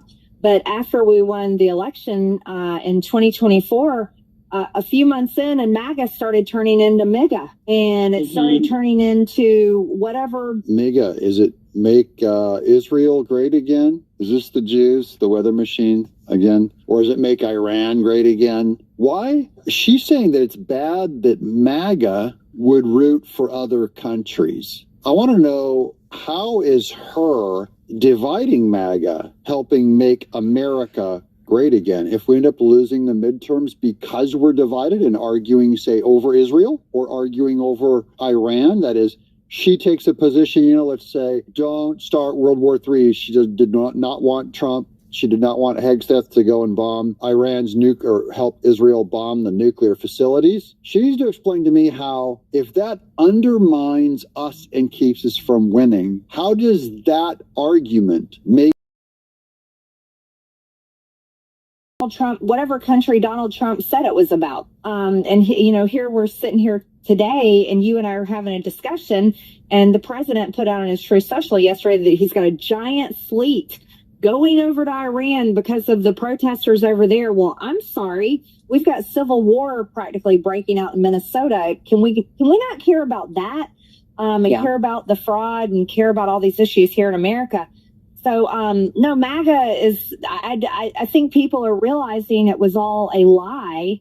It was a big lie for the people. Okay, so now MAGA, she's calling Trump, all of our movement, guys, everything, Make America Great Again, was all a lie. Is that true? Am I here wasting my time trying to make America great again because Trump was lying? It was all a lie. That the economy, that giving you more of your money through lower taxes was all a lie. That closing the border, Marjorie Taylor Greene, which Trump did on day one, was that all a lie? Did he not run on closing the border and he closes the border? It's all a lie, according to Marjorie Taylor Greene. What MAGA is really serving in this administration, who they're serving is their big donors. The big donors that donated all the money and continue to donate to the president's PACs and donate to the 250th anniversary and are donating to the big ballroom. And if they're donating special favors, they get the government contracts, they get the pardons or somebody they love. She called Trump 50 times a day and he wouldn't return her calls. And she made, $150 million. She left the office just millions and millions of dollars. Why? Maybe you should have given money to Trump's ballroom. Maybe he'd return your call. Or one of their friends gets a pardon. And it's the foreign countries that are running the show here. It's the major big corporations. And what is best for... And we know who runs those corporations, don't we, Marjorie Taylor Greene? Who runs the banks? What's the one foreign country you're really upset about? For the world. That's really what MAGA is. That's the results. That's what we're seeing after one full year of MAGA. When you hate Israel that much, or you're an isolationist to a degree, like a Rand Paul type, and anytime Trump mentions another country, you curl up in a ball in the corner. You're going to think that's all that everything is about. That is like, you put that in your own head. That's all you're going to see. You're not going to see his other huge wins here in America. Huge, significant wins. You just did the kids' savings account where each kid gets $1,000. Who's born in America gets $1,000 tax-free savings account. We're seeing war on behalf of Israel. Hundreds of thousands of them completely murdered. Wait. I thought we didn't care about people in other countries. And now she's talking about kids in Gaza murdered. And this is a lie, by the way. This is a total Qatar-funded lie, anti-Semitic lie, that Israel, as if they targeted children in Gaza. The reason why civilians died in Gaza is because Hamas puts their military outlets under hospitals and schools, so that when they get attacked and there's going to be a certain amount of civilians are going to die, they know they can go to our media and count on traitors like Marjorie Taylor Greene and Tucker Carlson to talk about the innocent kids that are dead, and then they blame Israel. It's like in World War II. If you bomb Germany then goes to all the newspapers and goes, Americans are targeting our civilian populations. They're going around gunning civilians, which everyone knows is a war crime. It's every war that's ever been fought. The propagandists go and show you the women and children that were killed, usually in collateral damage. So that they can build some new real estate development, money can pour in, and everybody can get rich there in the new Gaza. And we're seeing a whole plan play out, which is really a new world order. It's a new way of doing business. And that's it's kind of like the Scooby-Doo meme where, they pull the mask off the bad guy. Well, the mask is being pulled off and Make America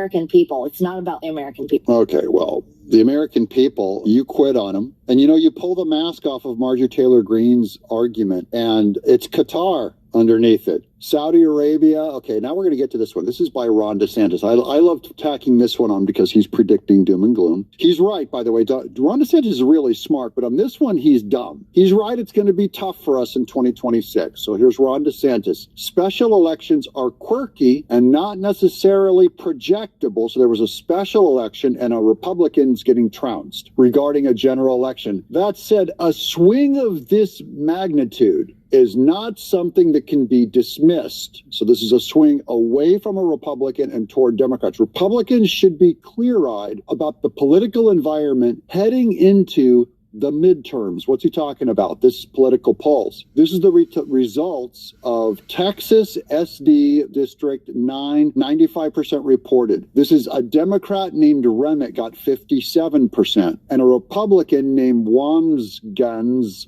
got only 43%, but Wamsgans outspent them. So we spent $2.4 million on this Republican and lost. The Democrats spent just $200,000 and trounced us. Now in 2022, the last time this happened, the Republicans were up by 20 points. Okay, let's get some explaining. I know that looks bad until you look at what who's brilliant. This runoff would have been different had not the November special election been divided between two Republicans. So instead what you're saying is this is what happened. The Rep. Lee Wamsgans got 42,000 votes in the primary. John Huffman got 20,000 votes. So see, they split the Republican votes.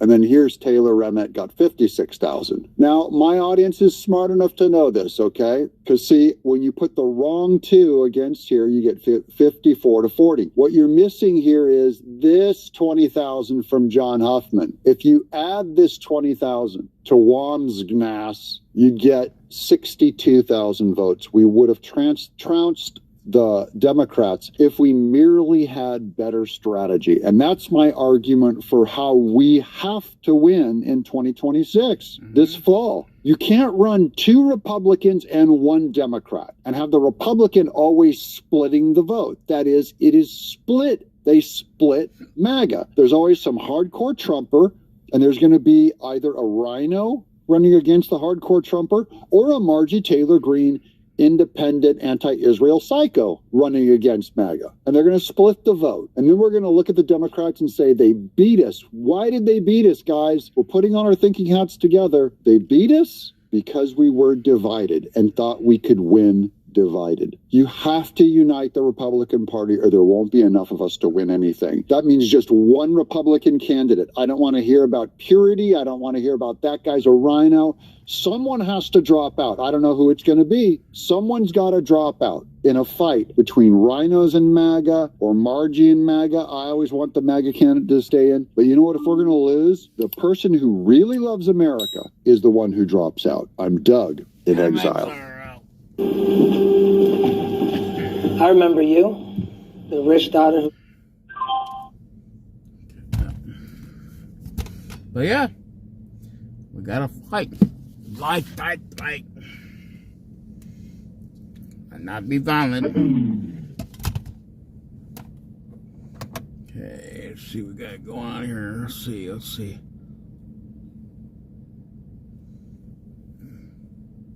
Yep, we gotta fight, everybody. We gotta fight. We gotta get the SAVE Act passed, and they gotta get the Balls Act passed. Get that stuff done. And we gotta work together as American men. We got to. We can't be divided here. That's what the government wants us to do. They want us to be divided, and we have a lot to continue fighting for. We do. So, I mean, hopefully you guys are all ready for Friday. Friday we have another old Mike. Karen's bitch boy wants to come in and talk to me. Come on, let's go.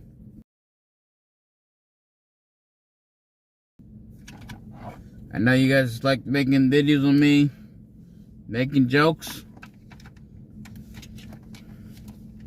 You know, the way you look at this, if you got that much talent, you got that time in life, man, talent, let's go use it. Use it wisely, wise.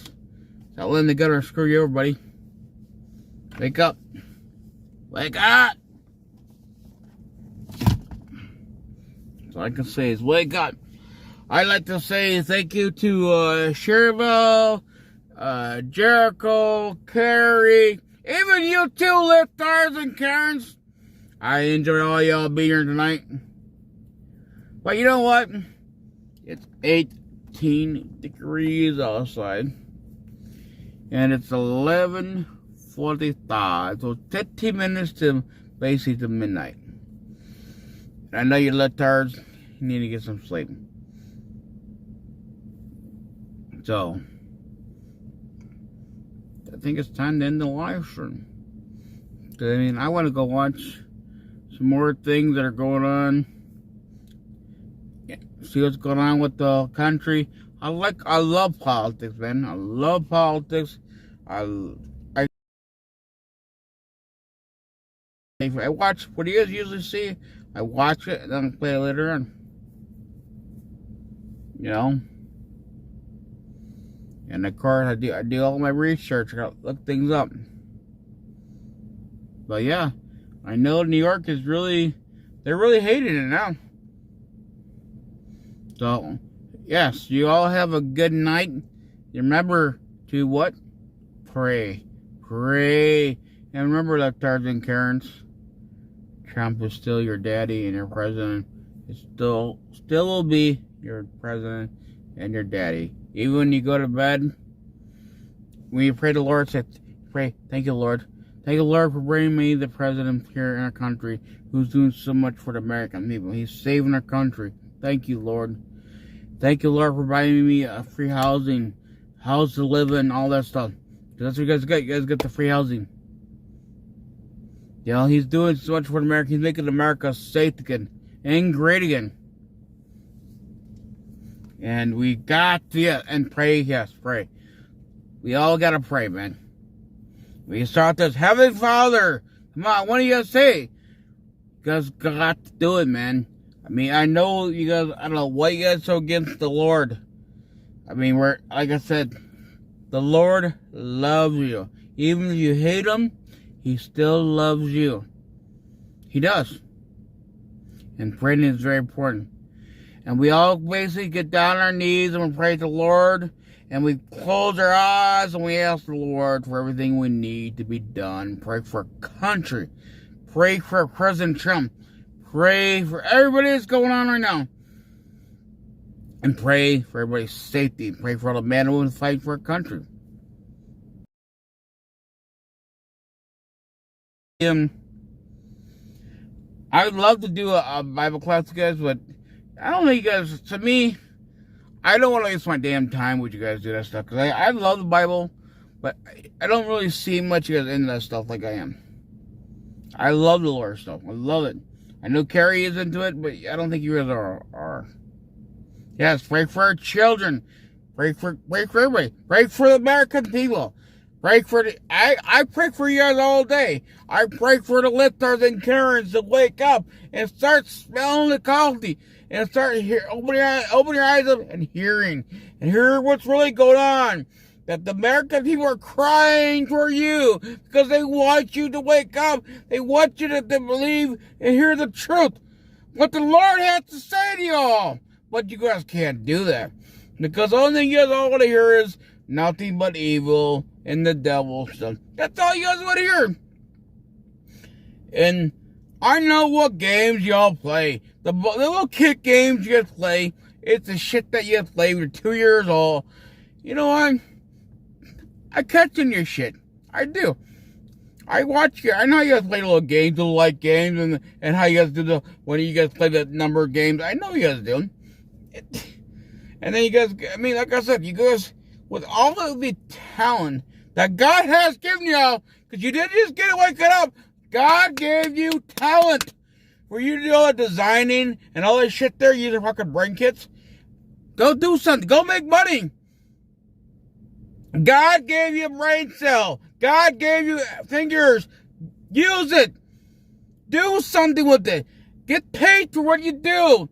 Instead of sitting here and bitching and moaning and crying about everything going on in your life and how you're what is here stock you will. Go do something with your life, man. I guarantee that if you took your half ass out there, you might find somebody out there. Maybe they want you to paint a picture for them. And guess what? You might get paid for it. Of course, you know, maybe it could be like a was it a Hunter? Remember Hunter? Oh, Hunter was making a lot of money. Remember? Hunter was making money. Holy shit, he was making money. Look, a fucking 2-year-old draw this shit. But shit, you guys could do it too. Don't make money like him. Just, the only thing is, they don't want to see your dildo. Okay, we don't want to see your dildo. And leave your damn kids alone, okay? But you guys could. You guys could. You guys seriously could. You could take all that talent that, your God has given you all. You guys could start making things, man. You could make money. You could be like a rich man. You could be famous and rich. Why not? Is he rich? Well, we know he's a fucking crackhead. Just don't become a crackhead, okay? Just leave crack alone, okay?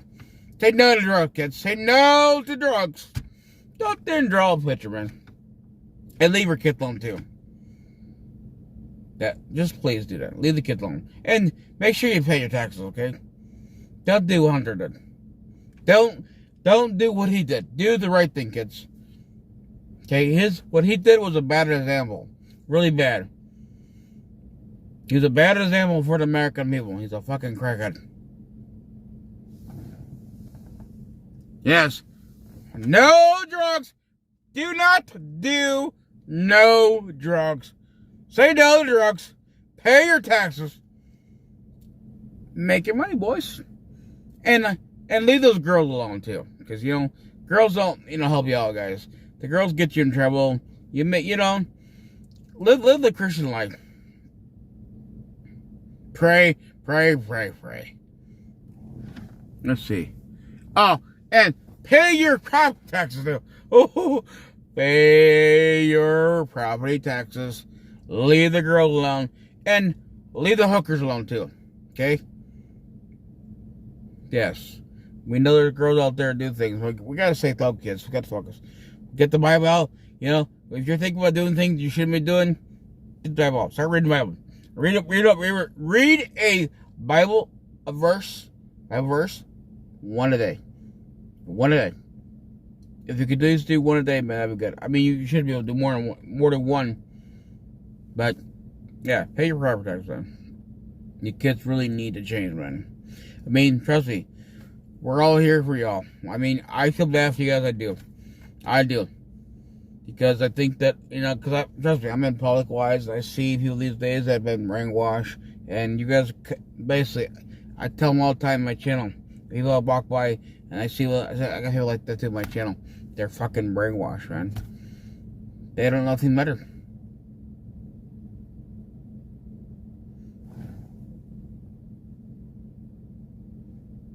Yeah. You gotta do things right, man. Trust me. I walk. I'm constantly out in the public doing my thing, Daniel. And you see who these days, man. They just like you guys. You guys are just so freaking brainwashed. You have like dividers. These little things are just, you guys can only focus on one thing. And anytime I say something to you guys that's actually true, you guys can't turn left, can't turn right. You gotta go look this way. You gotta look for my Democrat tell me this here. So you just guys can't focus, man. You can't. You guys are fucking like, man, I gotta, where's my crack at? Where's my crack at? You guys need to wake up. Look left and right. Look left. Look right. Look forward. And look behind you. You guys gotta start looking around, man. Oh, nobody likes them. I mean, there's American people that do love you guys, man. People want to talk to you guys. They do.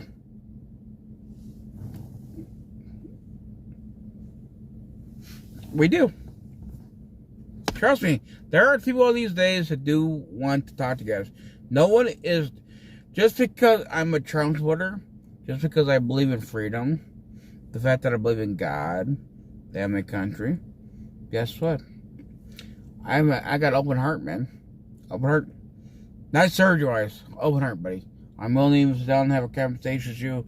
Even, walking us down. We could sit down and have a nice little dude. We cook out. We could say bros. We can, man. You never know. But The only thing is, I don't want you wearing no fucking dress next to buddy. We don't play that game. That's one thing I don't play. You must, if you're a fucking man, you must become like a man. You can have your own fucking opinion about what you believe in fucking politics, boy. But we can still have adult conversation. You come with your bullshit, and I'll come with my stuff, and then I'll say, look, okay, you got yours, I got mine. And then I'm going to fucking challenge you, buddy, because I'm going to show you the same thing that you're fighting for. The same thing that you want. We want freedom. And we got littards here. Littard!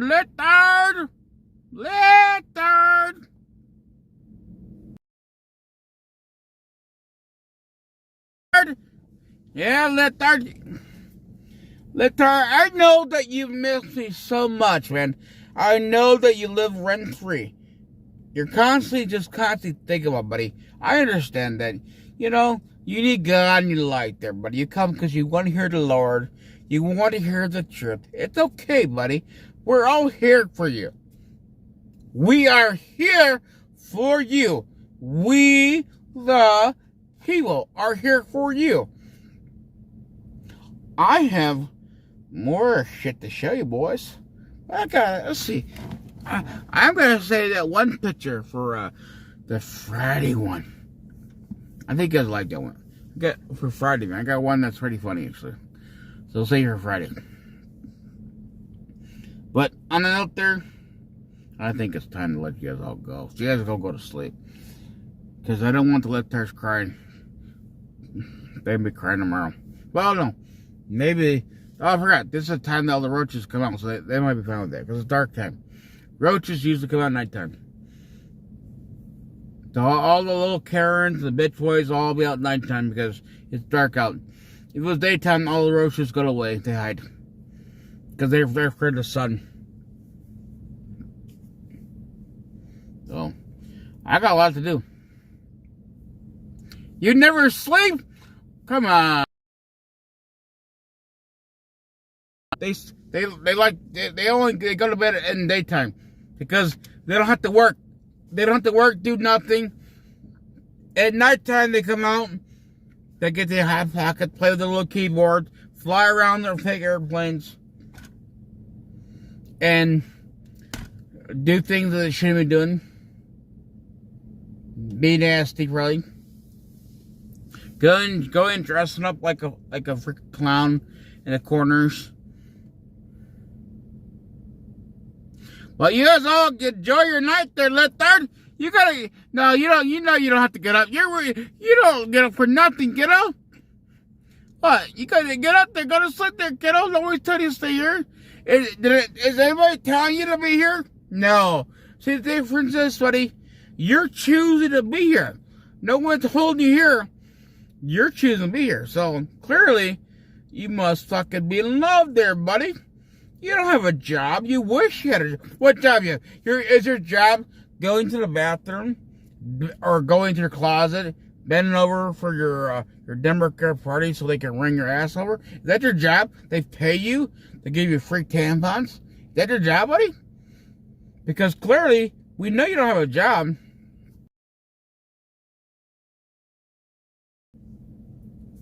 You never work your damn daylight, but you never work one day. You don't know how to work.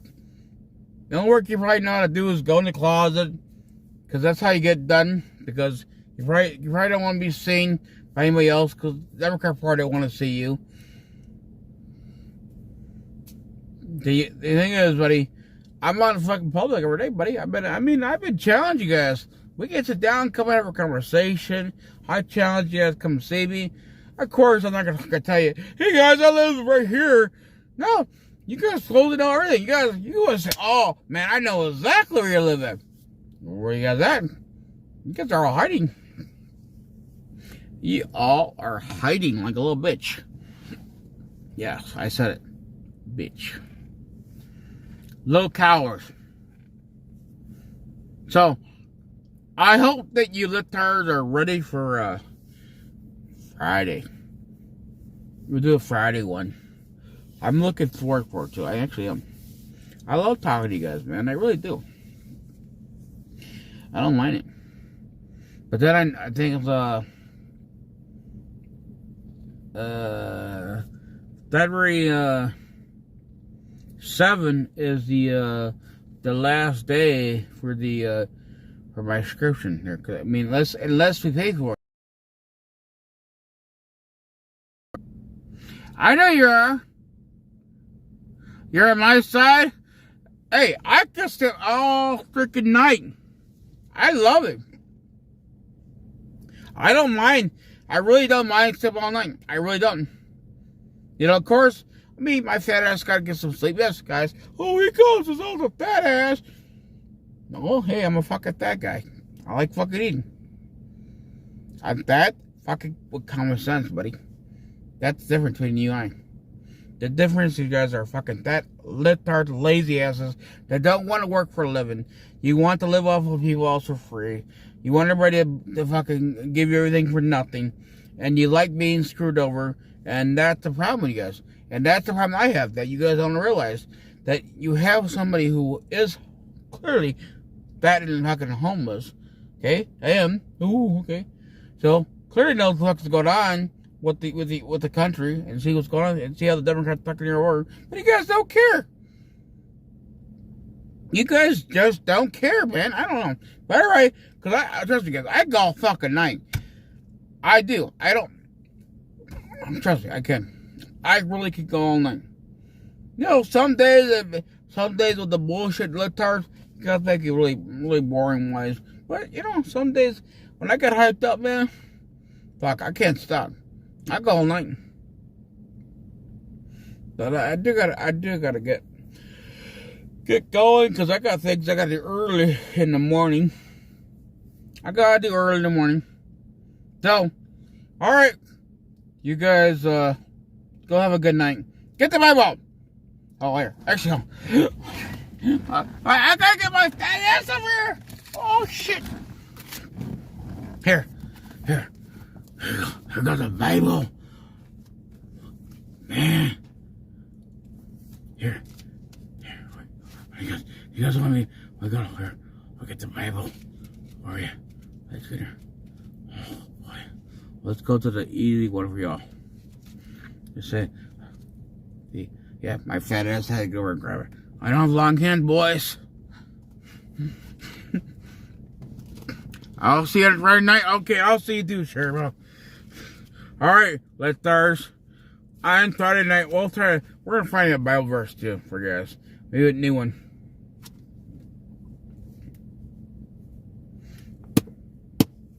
Alright, God bless you. Let's see. Look there, like, oh, you got something to him.